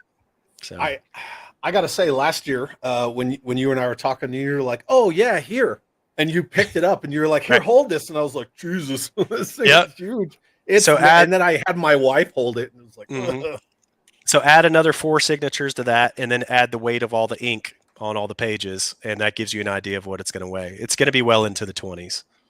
Dude, I don't even know where I'm going to put it. Yeah, well, so I think everybody needs a podium like Cobra Commander had for that Yeah. exclusive figure with the Cobra sigil, the red banner coming down the front. I think that's what I'm going to build right in the corner of my living room.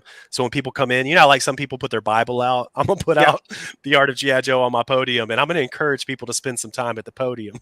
So two things on that. One, Mhm. the toy show that the ma'am and I went to yesterday, I Mhm. almost wore. I have one, because everyone should have at least one. I have one really nice suit. Mhm. And I almost wore this really nice suit With the Cobra Commander hood. with my hood. I Yeah. almost wore it, but because it's such a small show, I was Yeah. like, I don't know if that would translate.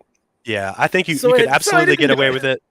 Well, does your Cobra Commander hood have a Cobra logo right here? Yeah. I think you're fine. You Yeah, wear it's that the to the perfect- grocery store if you want to. Well, you know, only one person thinks it's a different kind of hood, and you know, Right. Yeah. that person happened to be Lorenzo di Bonaventura, and he got people to believe him. The second part of that is, if you look right there, right in front of my double-decker Terradrome, Mhm. I was thinking about setting it up on that, Mhm. Yep. but then it's going to eclipse my Terradrome. Yeah, it's going to eat away the vehicle bay there. Yeah, you might have to put that on a riser. I'll figure it out. You know, I'll it's a figure good it out. problem to have, man. I think people are It going is to a come up good with some problem to clever have. solutions. You know, It's the same thing with like Skeletron and their RoboSkull Mark II. Like, I knew it was bigger than the original RoboSkull, oh yeah, much. but I didn't know how much bigger until I saw it in person last year. And then I'm looking around and I'm like, I expanded my Joe room probably 3 times bigger, and now I still don't have a spot to put it. Yep.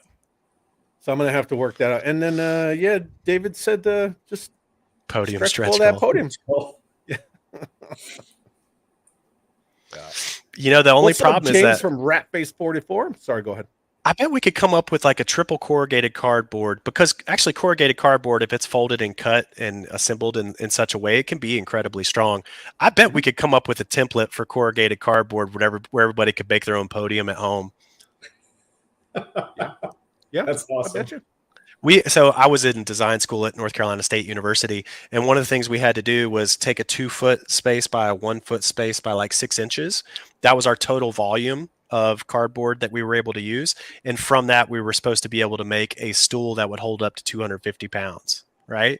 And it was just by like folding and inserting the cardboard into itself. And you couldn't use any glues or screws or nails or anything like that. It was like totally just cardboard and assembled, you know, with unique joints.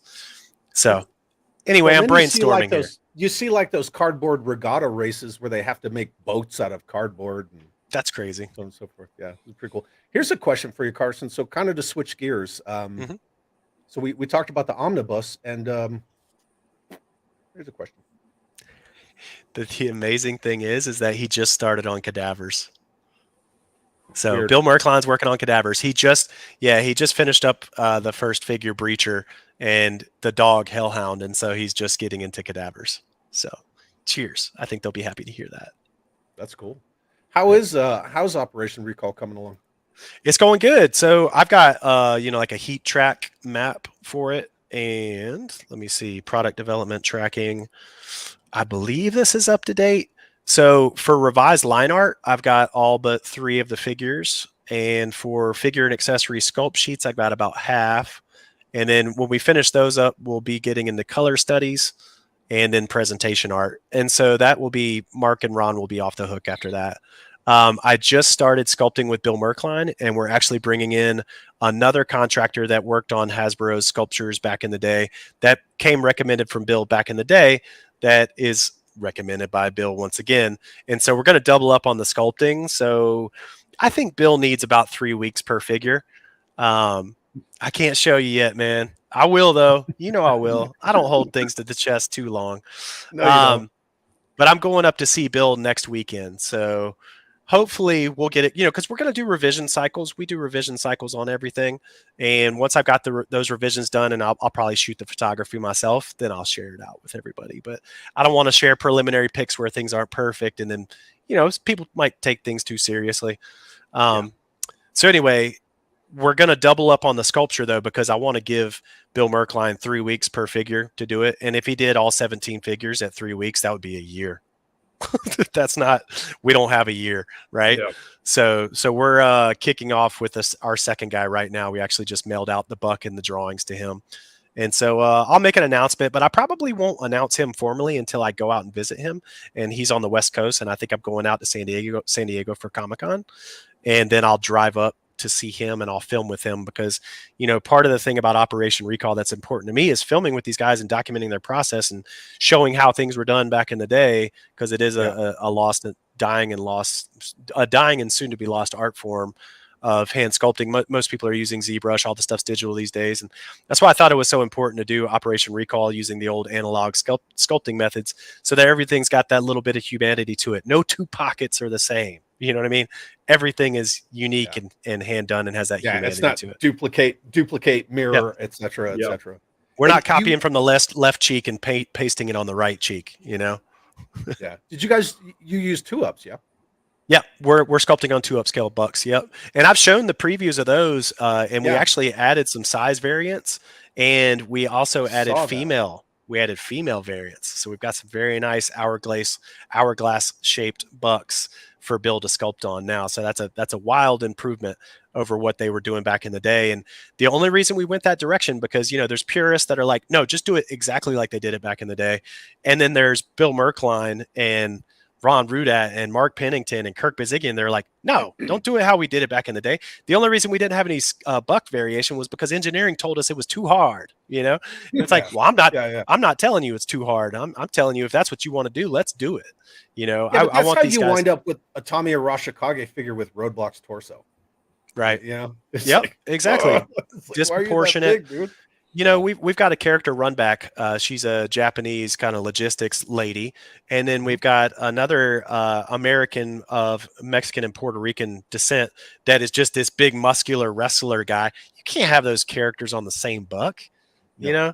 So basically she's going to be 3.5 and he's going to be 4 inches. He's going to be broader by 1/4 inch than the standard figures. She's going to be more narrow by 1/4 inch than the standard figures. And that's the biggest outliers I can tell you. So, a 1/2 inch of variation. And if you're looking at it with 1/18 scale, divide that, that's 9 inches total height difference. That's not unrealistic to humanity, right? Yeah. So I don't think these things are going to look too far out there.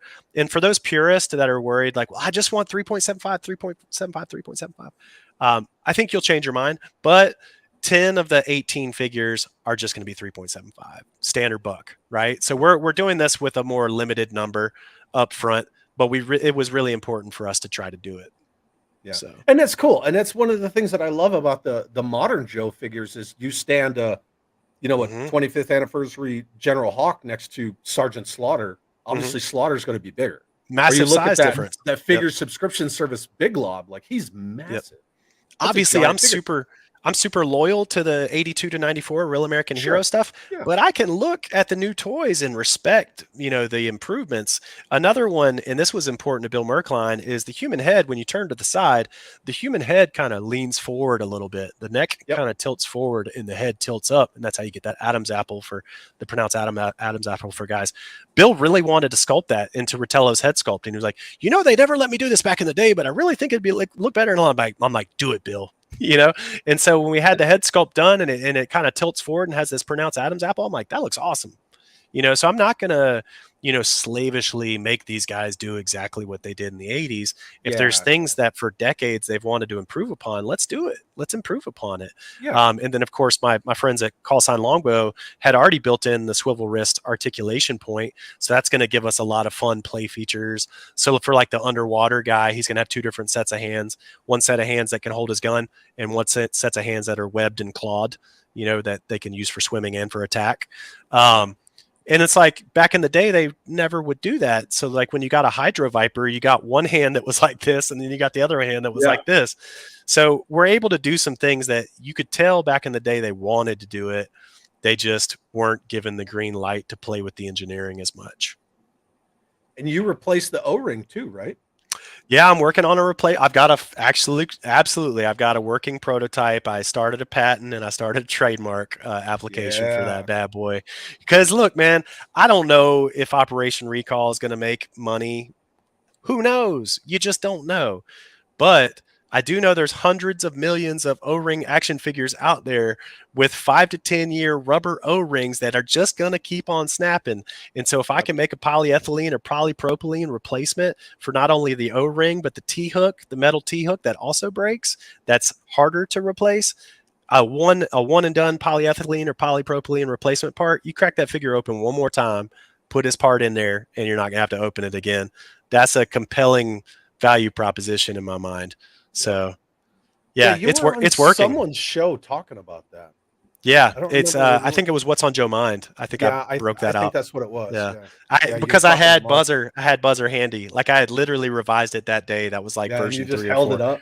Yeah. I was just excited about it, man. I mean, it's one of those things because so CARSON Longbow, they're not sculpting in 2-up. They're sculpting digitally, and they're not doing 2-ups. They're not printing 2-ups. They don't have to.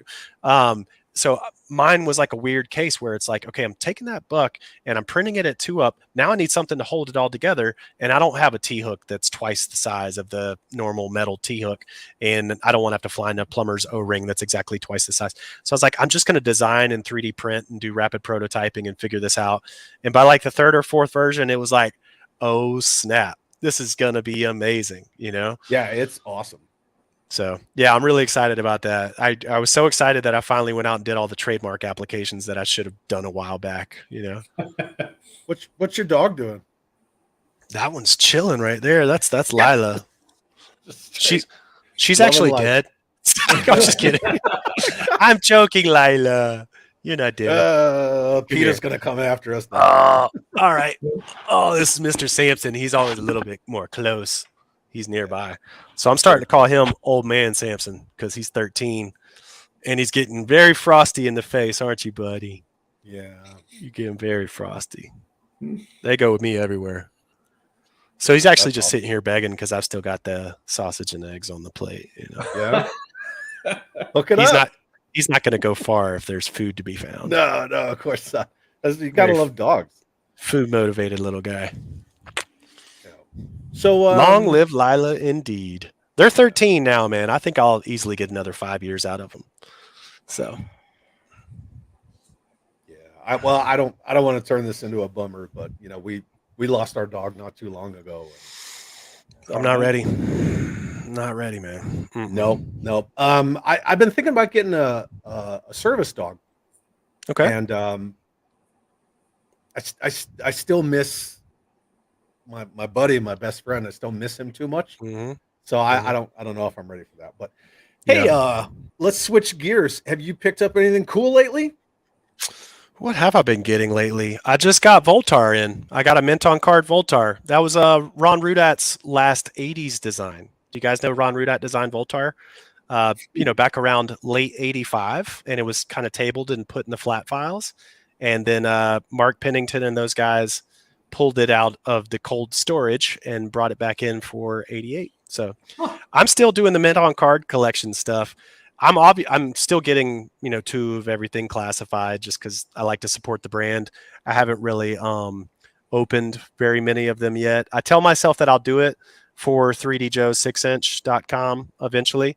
But honestly, like that's probably a year or 2 away based on the workload that I've got going right now. But I love the HasLab Sky Striker, man. That thing's incredible. I had a fun time putting that together with my daughter. I got my 2. One I just left sealed in the shipper box. The other one it's actually up there on the wall. But I didn't really do anything with it. I'd recommend go ahead and opening that other box and just making sure your figures are okay and your engines aren't missing. I don't think you're going to kill the value. I think it's better at this point with that Sky Striker HasLab. It's better to open and investigate the contents than to wait until they're out of replacement parts. So a couple of things with the one that I did open, half of my cards, the blister and the card are separated at the bottom, like completely separated. But I do get what you're saying. And I have to say, looking at them on the resale market, have you looked? They're not even selling for $200. What? Yeah, because all the QC issues that people were reporting. What? Yeah, like if you go on eBay right now and look up HasLab Sky Striker, they're like $200, $220. Wow. They're not even selling for the 230 retail. Wow. They were at first, right? When they first They were like started at hitting, first. right? At first, they were going for like 500. 550, Yep. something like that. And then the market just dropped Yep. out. Wow. So I don't know if Jay Bartlett's still here. You know, we're all good friends, right? Yep. Jay and I had a backroom deal. I know it sounds shady, but we had a backroom deal that I was going to do a car rent on a specific figure. Okay. So I bought this figure, and I didn't buy it from Hasbro. I bought it off eBay. So, you know, whatever. Okay. That's just my disclaimer. So I bought it third party. And I did my car rent on this guy. And I have to ask you, Carson. Oh, no. What are your thoughts? Because I know you. What number is he? Number is he? 64 Matt Damon. Yeah, no, he's not in yet. I don't have him yet. I've seen him online. Hang on. I'm going to grab something. I know you have a custom of him. He's going to get it. So, Nick. Huh. Did you pick up anything cool? I picked up a couple like acrylic display stands for some vehicles. I picked up an 82, a phenomenally preserved 82 carrying case, Scarlet. Actually, a new loose Wild Bill version 2 that's actually got the hat. It's my childhood one that was gone. Nice. Just a number of loose figures lately, but completed 82. Last little bit of that kind of came in here this week when I was gone. So my mail haul yesterday was nice. But Nice. Very cool. Let's see it, Carson. All right. So I got to say the bar was very, very high that was set by Ray Murphy, who sent me this Lieutenant Falcon custom. He Jack, did can you that. make this screen bigger? He did that tiger stripe camo by hand. The black is actually cut out and sticker applied. I mean, it's phenomenal. Every detail of this thing is just incredible. And so even just when they showed the first renderings of Falcon for the classified line, you know, I mean, it's hard to compete with customs. I realize you can't mass produce, manufacture to the level of detail that, you know, people like Ray are doing with their customs, but this is what I have and I'm very happy with it. And so the one that's coming with the really butt ugly head sculpt and the not so detailed tiger stripe fatigues and the kind of World War II boots as opposed to the kind of Vietnamese jungle camo boots, it just does. I don't know, man. It just does nothing for me. Looks like the camo is really low contrast too. Is that right? It is. Yeah. It's muted. Super muted. You know, my ring light kind of gets him, but the only positive I had to say about this figure is that there's hands on his watch. Like that was it. Mm-hmm. But even the bottom of his BDU blouse is attached to his web gear. Like even on the modern figures, you know, they had a peg where it attached to the actual torso of the figure. Yeah, dude, I don't. The camouflage, it's not multicolor. It's just one color. Yep. Really? And it's not even black. It's like, it's hard. It's really hard to describe this figure. It's completely Matt Damon from Team America. And I understand the plastic-free packaging, but when I took this little sleeve out of the box, I was like, this is how the dollar store figures come. Yeah. It's kind of ghetto. Is the watch It's just weird, dude. Is the watch movable? No. It's molded in as part of the arm? Yeah. Okay, that's another thing that's going to bother me because my dad, you don't wear it face out. You wear it face in so you keep it from getting scuffed, man, so you don't get it hung up on stuff. Come on, guys. It's like they haven't done. Oh, man. I don't want to trash talk, man. I'm buying the stuff. I'm supporting the line, but like that's just a bad call. It's also when you're in a light discipline environment, right? Because normally anatomically when we stand like this. So if you're talking about light discipline, right, you're going to glint from the out. You're not going to glint from the in, right? Correct. So that's part of the reason why you don't want it reflecting. and Yep, getting light shot because you had a glare in the woods. Yeah. That's why we use red lens flashlights. There's multiple reasons to wear that face inside, and the fact that that watch is molded to the arm and it's outside just shows that they haven't done the military research. Yeah. And then, that's why it's not trash talking though. That it's an honest critique. Yeah. You know, and if they watch this, to hear. if they watch this, and we're not being mean about it, No. we're just saying that's not how they would wear it. Yeah. You know, it's like with the American flag thing, the post is always to the front because you're always going into the charging charge. forward. They need to know that. You know what I mean? And so there's just some simple kind of rules that most military people would tell you. And then, you know, Danjamin, our motto. I like stuff. Do you like stuff? I like stuff. And then Pendragon says, your Falcon doesn't have lipstick. That's not Matt Damon. You know, I think he originally used the Duke face, right? So that was the only thing that like I didn't like 100% love about this figure. But then the Matt Damon face came out, and I'm like, I freaking love this figure. Well, so when you showed that figure, though, I could tell that was the Duke head. Yep, but they're brothers. They are half brothers, right? Yeah, they're half brothers. So there should be some similarity there. There's same yes, mom. there is a rationale for it. Absolutely. Yeah. Wait, how do we know it's the same mom? What if it's the same dad? We shouldn't be like Because he said, I promised our mother. Oh, he did. Okay, you got me. Yeah, he told him at the court martial. You got remember? me. Yeah, he did. I promised mom. And that's the thing. You know, when they showed the digital, this is kind of the issue with the whole wash, rinse, repeat of name drop, digital render, show the thing, and then do the pre-order. They only do that with G.I. Joe for one, which is weird, right? Is it? They still consider an emerging brand, which is, again, weird. And then you've seen numerous times where they show the digital render, and it looks one way. So not only Falcon, Lady J, right, a.k.a. Justin Bieber, Stalker. Why does Stalker looks like he's like a 65-year-old retired Sergeant Major? He doesn't look like, you know, E5, E6 Stalker. I don't know. It's literally like the continuation of 1982 Stalker for all those years later. You know what? And I think I would have been okay with that. I'd have been fine with sort of an older, grizzled looking sort of, even if they were just going to do the original 13 or, you know, something like that, but they didn't. There wasn't consistency there. Even if they were going to do something like that with a lot of the figures, right? They were going to show these guys a little bit older, a little bit more seasoned, you know, but you look at Duke, you look at Flint, you look at they're all, you know, 20 somethings, you know, and it's like, then all of a sudden Stalker's in here and it's, he's a 60-year-old dude who's threw on his uniform and went back into the fray. That's what I said in my car rant. I'm like, he doesn't look like some, you know, lower NCO who's like out there in the front lines, like taking charge, like, you know, leads, develops, and achieves. He looks like that retired Sergeant Major that's like, get off my lawn.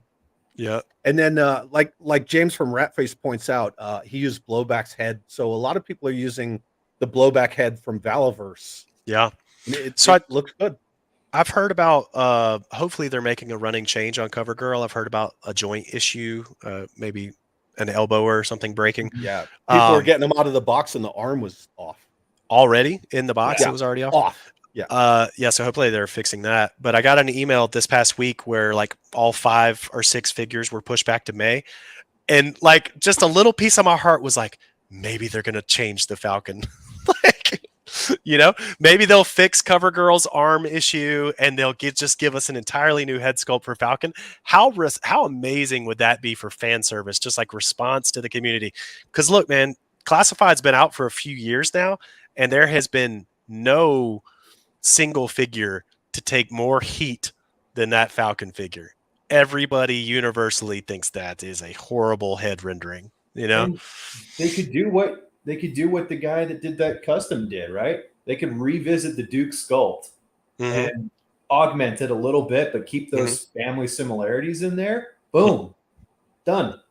Yep. I mean, I could just not collect them and be okay. Yeah, I know, Chad. Don't you? So what do you buy for your retail therapy then?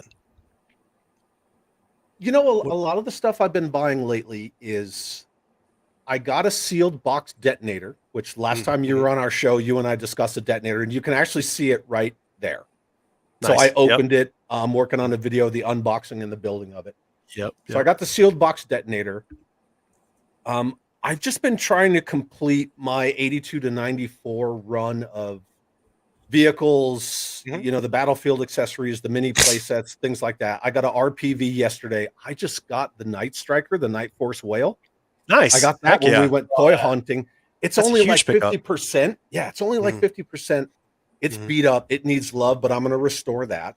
I won a sealed armor bot Nice. on eBay today. I was the Nice. only person who bid on it. Oh, did they have the minimum bid set at a high level? No. Nice. Okay, so I never discuss price because Sure. it's art, right? Mhm. $177. Nice. For a sealed one, I think you did just fine. Sealed armor bot. Yeah. That detonator was way more. I feel compelled to tell you on the detonator, you know, where the push down detonator is and the compression tube goes out to that black rubber tube. Yeah. I had a couple detonators and one of them broke off, like the black tube broke the pink or whatever color that plastic is off in the bellows. Yeah. So just maybe I wouldn't leave the rubber tube part plugged in for, like, if you're going to pull it out and play with it and document it, maybe plug it in. But then when you're not, take it out, because mine was literally just left alone inside the box. And next time I pulled it out, that tube had pulled that thing off. I don't know what the hell it was doing. Yeah. But and you and I had discussed that. And then Pendragon's cracking a joke because of my toy hunt video. I took some footage of a boxed G1 Jetfire. There was all sorts of stuff. There was sealed boxed Batman 89 Batmobile, the Batwing. I had Tons that of as a stuff. kid. Yeah. A bunch of Godiken stuff.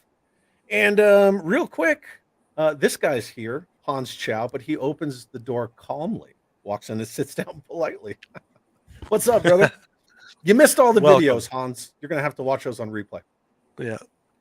Yeah. A lot of my retail therapy is just that kind of stuff. And a lot of the Eagle Force figures, the 4-inch Eagle Force stuff from Fresh Monkey Fiction.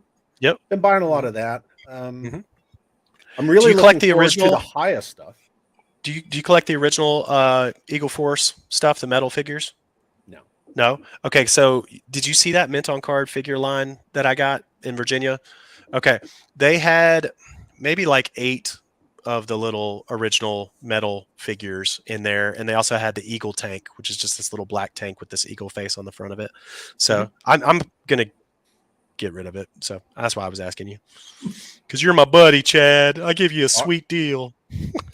Yeah. You let me know how much, man, and I'll jump on it. Yeah. I will definitely buy that from you.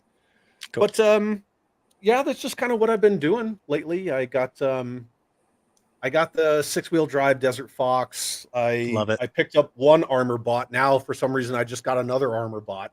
Hopefully you got the variant. You know about the different colors? Okay.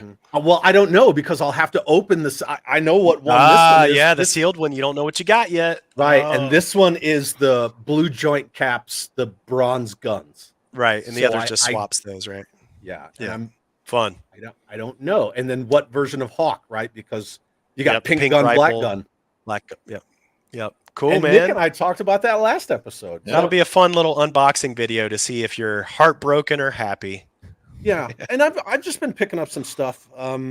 Nice. Here and there. I got a lot of the you know, the wacky G.I. Joe versus Cobra stuff, like the Cobra ring neck that came out in like 2002. Ring neck doesn't ring a bell. That? Hang on one sec, I'll get it. Yeah, ring neck doesn't ring a bell.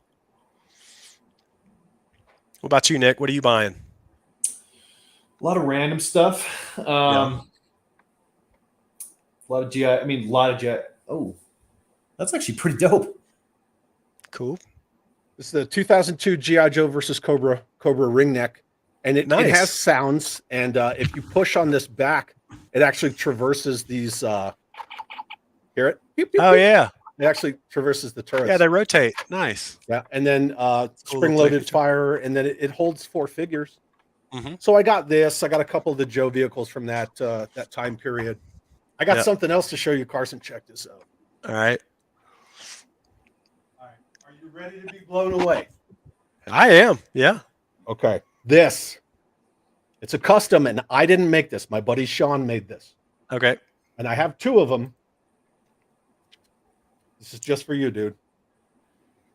Oh yeah, man, that is Custom such a beautiful modern figure, dude. headhunter stormtrooper. He looks fantastic. Yeah, and I got 2 of them. Did they 3D scan and print that head, or that's not the original head, is it? No, it might be Raging Spoon. I don't know who Okay. made the head. But Yeah, dude, that looks this awesome, figure dude. is Beautiful phenomenal. And he never made it out in 4-inch modern scale. They never made that No. figure. You And know, that's why that. wouldn't you?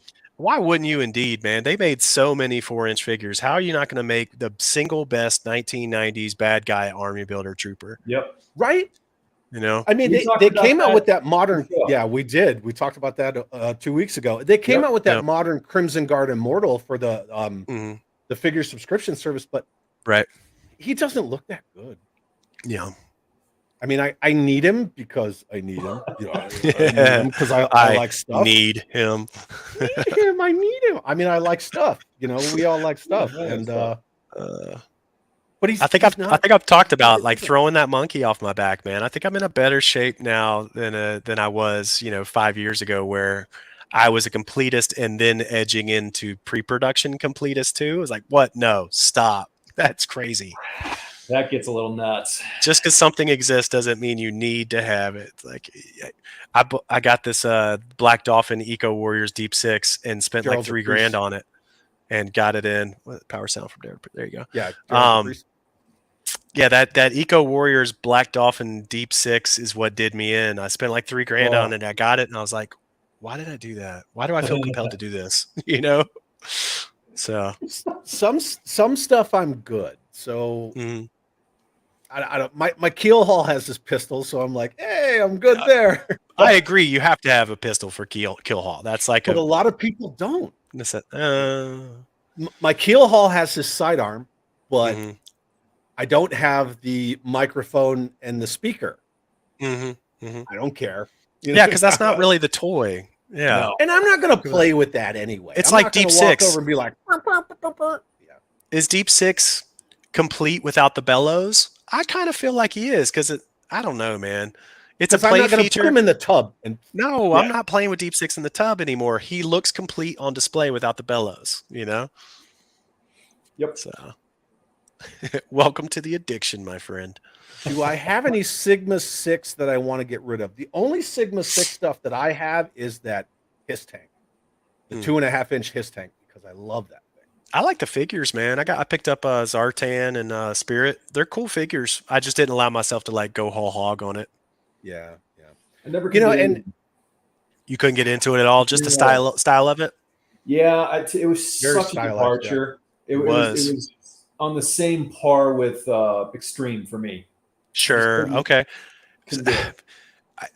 I understand that to a degree, because Extreme was stylistically very, very different. I think I can deal with stylistically very different. I can't deal with limited articulation. G.I. Joe was America's movable fighting man. Like, he's always been all about articulation. And when Extreme pulled articulation points out, they took me out of it entirely. Whereas with Sigma 6, it's like they still got really good articulation. It's just a very different aesthetic. The Dragonhawk helicopter is freaking awesome. It's from amazing. Sigma I 6. love that vehicle. I do have that downstairs too. I didn't mention that. I do have that helicopter.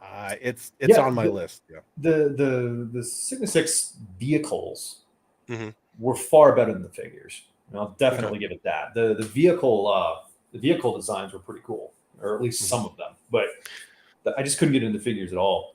I hear you. It was a big departure. I was surprised to see them do the 2-inch scale stuff. That seemed a very strange choice to me, because they hadn't done that scale before. They'd done 12-inch, and they did 8-inch briefly with Super Joe, and then they did 3 3/4. They could, play with the Takara Battle Beasts. Oh, is that what it was for? No, I don't know. It's just the same scale. I wonder what the motivation was there. I'm sure somebody's done an interview on the topic. But the Probably. thing with like just that HISS tank in the smaller scale, they packed so much playability into that thing. You can take the back off, you make like a little fortified battle position with it. The turret comes out, it's got legs. I mean, they did so many cool things with that. And then that actually leads into the DTC HISS. And then He's talking about the DTC Rhino. The DTC Rhino is freaking awesome too. It is. That is a cool vehicle. I had one of those too. I took the little chopper out of that, and that's what I made my 4-inch masked Venom Switchblade out of. Nice. Heck yeah. I sure did. Running start. Yeah. And then Viper Scout saying the DTC Rhino and his tank are some of my favorite vehicles. Yeah, they don't scale well, but I have the DTC Hiss. You can actually see it, that red one right there, and it scales pretty well with the rest of my Hiss tanks. It's just a little Hiss Junior, whatever. I love that 25th Hiss with the articulation points, and then you can add more armament to the sides of it and kind of beef it up a little bit. Yeah. The Pursuit of Cobra, Rise of Cobra, those Hiss tanks. Yeah, they're freaking awesome. Very cool. But you know what else I've been getting into, Carson?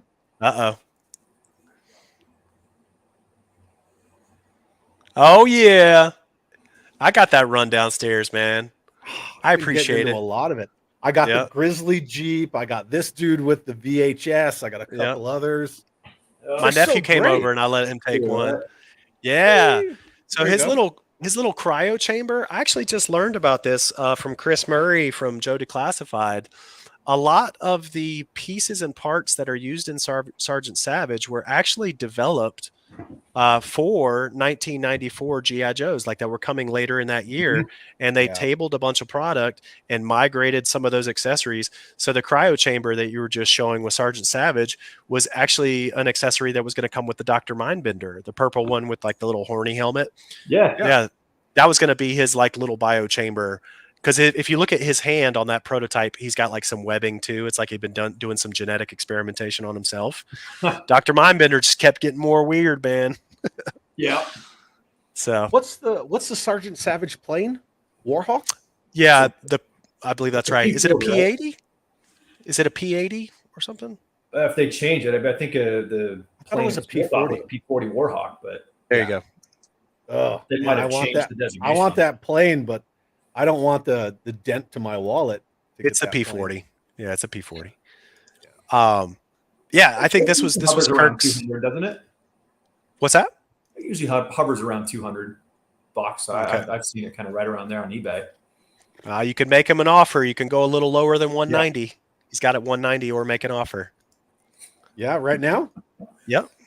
Oh. I'm sorry. I'm not trying to enable you right now. Oh, that's cool. I think I'm going to try my luck. Needed. If my wife's watching right now, she's like, ceasefire, hand and arm signal. Don't do it. Yeah, we're about to see her come in behind you. Be like, I have a bag and throw it over your head, drag you away. So this morning when I won that armor bot, I was like, can I spend $200? And she's like, yeah. She's like, yeah, why? And I was like, so I won this thing and I didn't think I was going to win it. And I already have one. She's like, yeah, go ahead. I love how you asked after you won. Yeah. That's funny. It was, like I said, just didn't think it was going to happen. It's like, I'm gonna throw a bit out here because it's not going to happen. Somebody's going to snipe me out of this for sure. Yeah. That gets me into trouble all the time. So there's a couple of ways that I'll bid. So I'll do like a fishing bid to see if there's any other interest. Like on this armor bot, nobody else bid. When the ma'am won my flag, no one else bid on that flag. She forgot she bid on it when she won it. But it wasn't listed as GI Joe USS flag. It was a weird listing.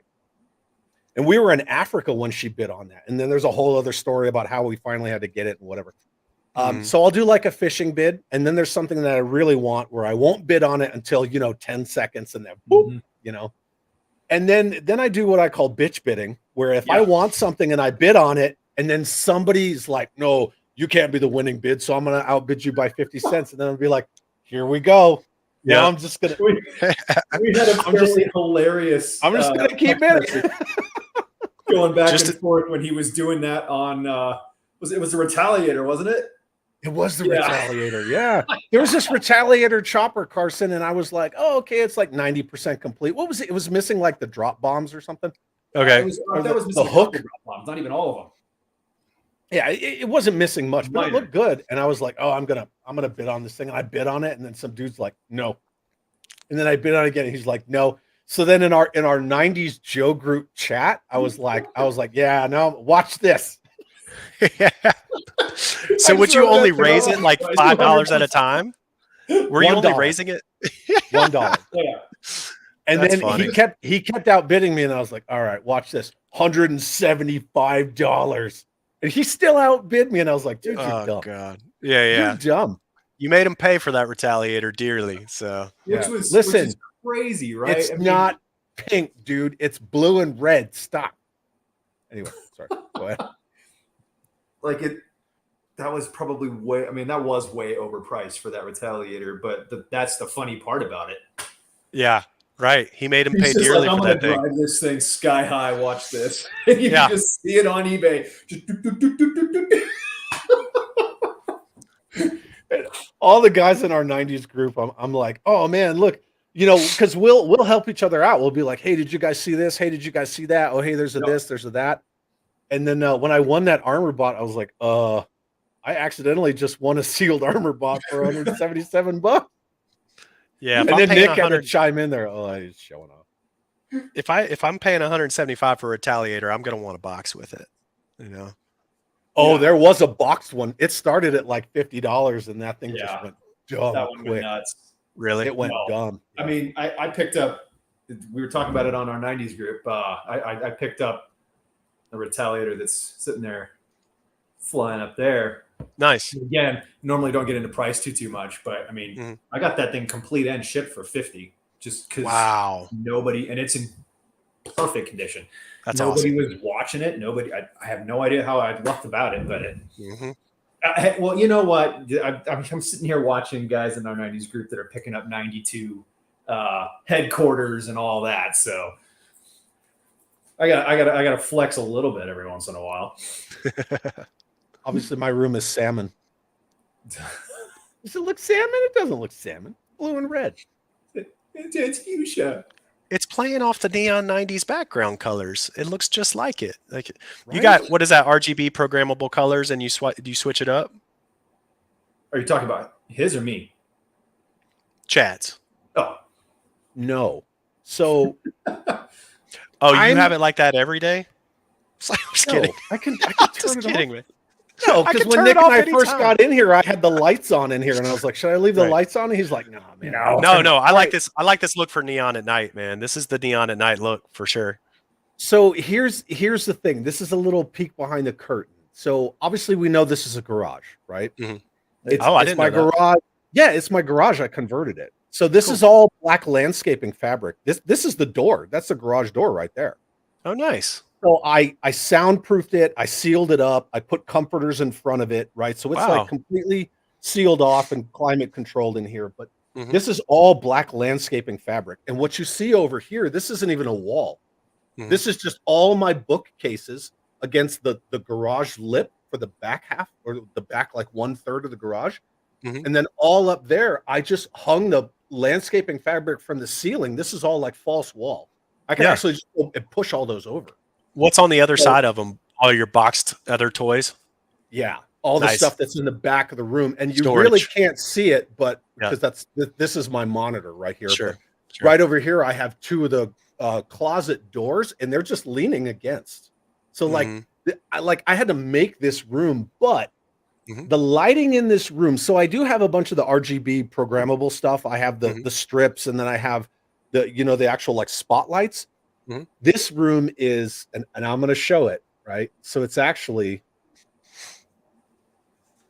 spotlights. Okay, cool. They're just Yeah. up top where the garage door opener is. So I have 3 Cool. spotlights up there, and that's all they do. Nice, man.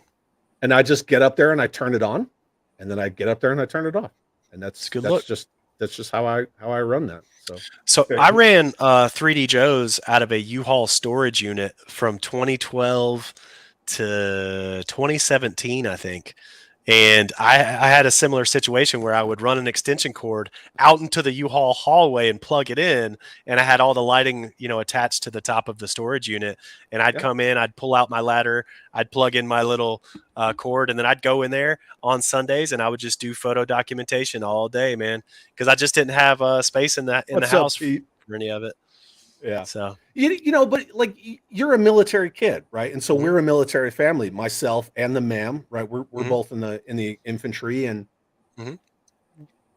we move where they tell us to move, and I Yep. make use of what space I can. And in our previous house, I ran out of space very quickly, Mhm. and it was just a guest bedroom that I just threw shelves up in. Mhm. And so when we moved to this house, when we PCS'd, I was like, okay, I'm taking over the whole garage. Right. Gotcha. So like over there is where I do all my customing and all that stuff. And then this is Mhm. all my like to be open, to be customized, and then everything else is all display, the other 3 walls. And I just make use of what I have available. And I've always been a, establish your fighting position, improve upon your fighting position kind of person. And like living in military housing, you just like they tell you like this is the house that you get based on your Mhm. rank and your dependence. And that's it. And you just can't do it all at once, man. You got to be able to do it incrementally, you know? Yeah. And it took me months to set this room up, and it's still not done. Yeah. So yeah, and see, David has a converted garage as well. Very So cool. my garage is where I've got my 3D printing studio set up. I put in a HVAC mini split and some insulation. Nice. There you go. That's neon at night. Well, yeah. So we got to maximize the space that we have available. So my entire garage is 3D printing stuff now. Yeah. Yeah, that's really cool. Very All right. cool. I wanted to switch mine up. Did you see that little switch there? Colorful. So you can do that kind of thing. So the colorful setting has it like the jungle one's green and the swamp one's purple and the X-Men are orange and the bad guys are red. And yeah. So that's fun. It's just those are the LED strips. Yeah, Philips Hue. Yep. Yeah. I had these at my old office. That's what I have in and on my flag. Mhm. Are the strips. Yeah. Yep. They're pricey, but they're good. They're good quality. And I've had them through several moves now, so they're pretty durable. I beat the crap out of them. Yep.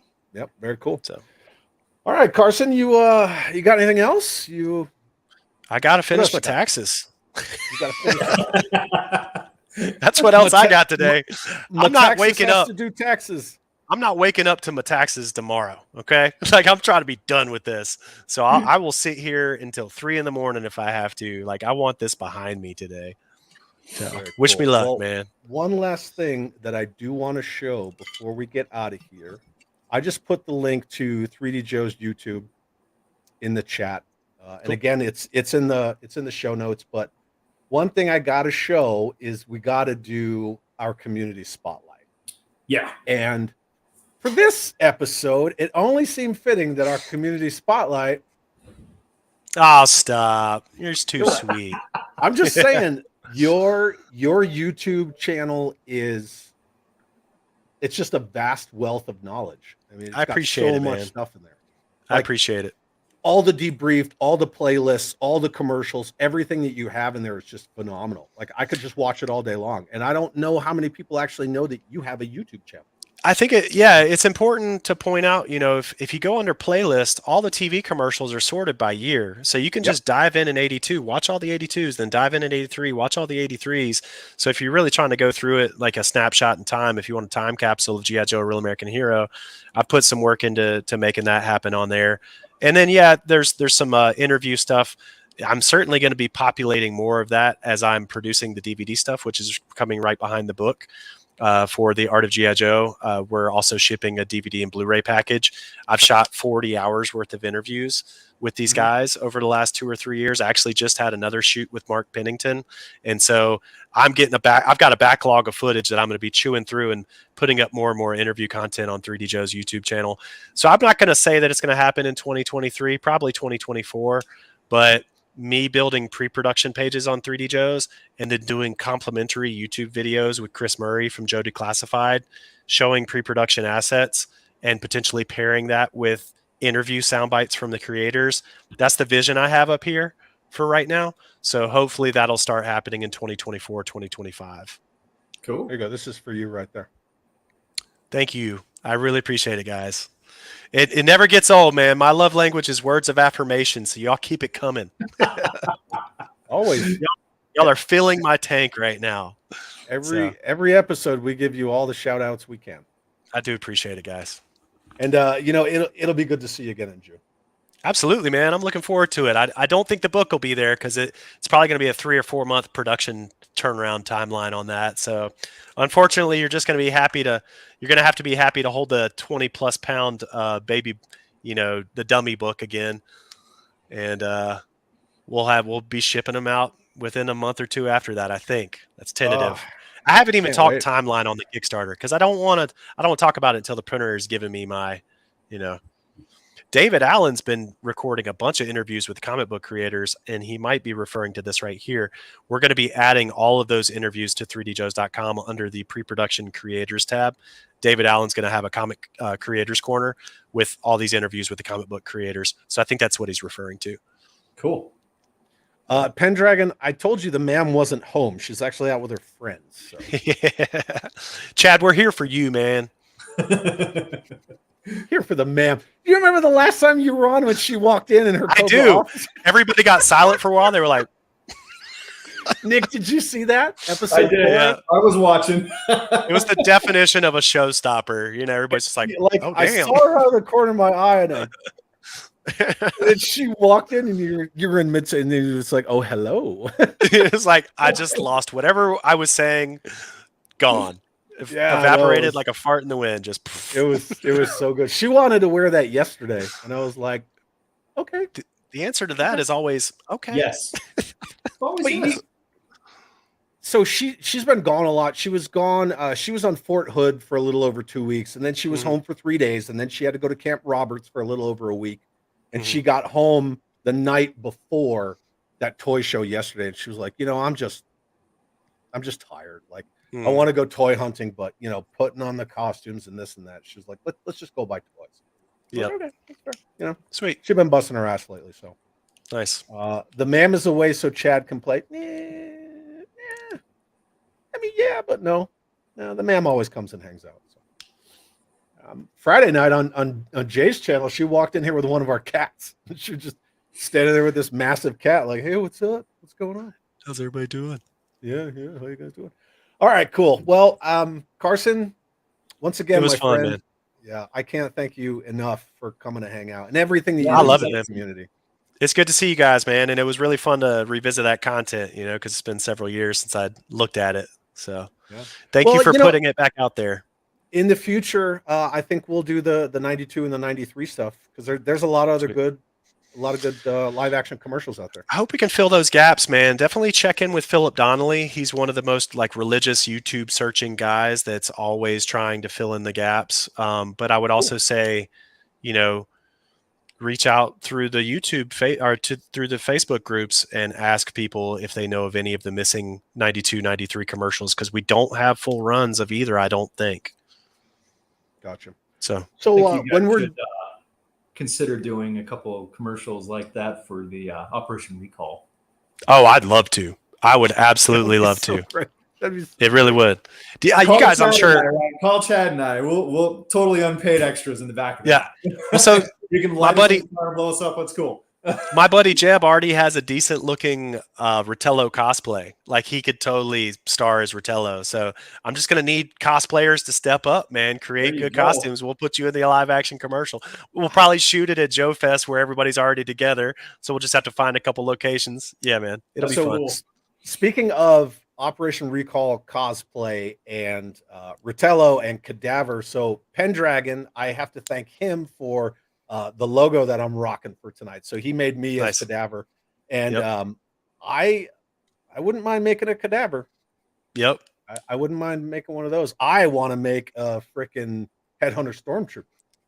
That would be the first time I've ever seen anyone in the finest do Headhunter Stormtrooper. See, and that's one of those helmets that Lynn never got to do. That I'd buy it in half a heartbeat.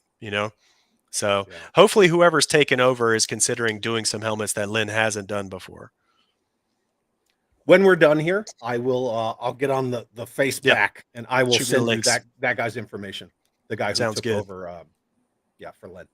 Cool. All right, Nick, what do you got? You got any closing thoughts, my friend? Hey, I had a blast. This is I've talked with you on Facebook before, Carson, a little bit back and forth on some different things, and you see posts and things like that. But it was awesome getting to talk with you face to face here. So I really appreciate you hanging out the whole time too, man. yeah, this is fantastic. Cool. Did I had I a good ever time tell with you guys. about the first time I met Carson in person? At Joe Oh. Fest last year? Yeah, it was just Oh. last year at Joe Fest. Did I tell you about that? Maybe. Yeah. So I'm like super unassuming, right? Even though I'm a Chad and I'm like boisterous and all this stuff, but like in person, I'm just like totally chill. And I just walked up and I was just talking to him and he made some comment about me. And I'm like, you know who I am? He's like, yeah, Chad, I know who you are. And I was like, oh man, that's super cool. Like, yeah, I tell you, you meet Carson in person, man, and you will not be let down.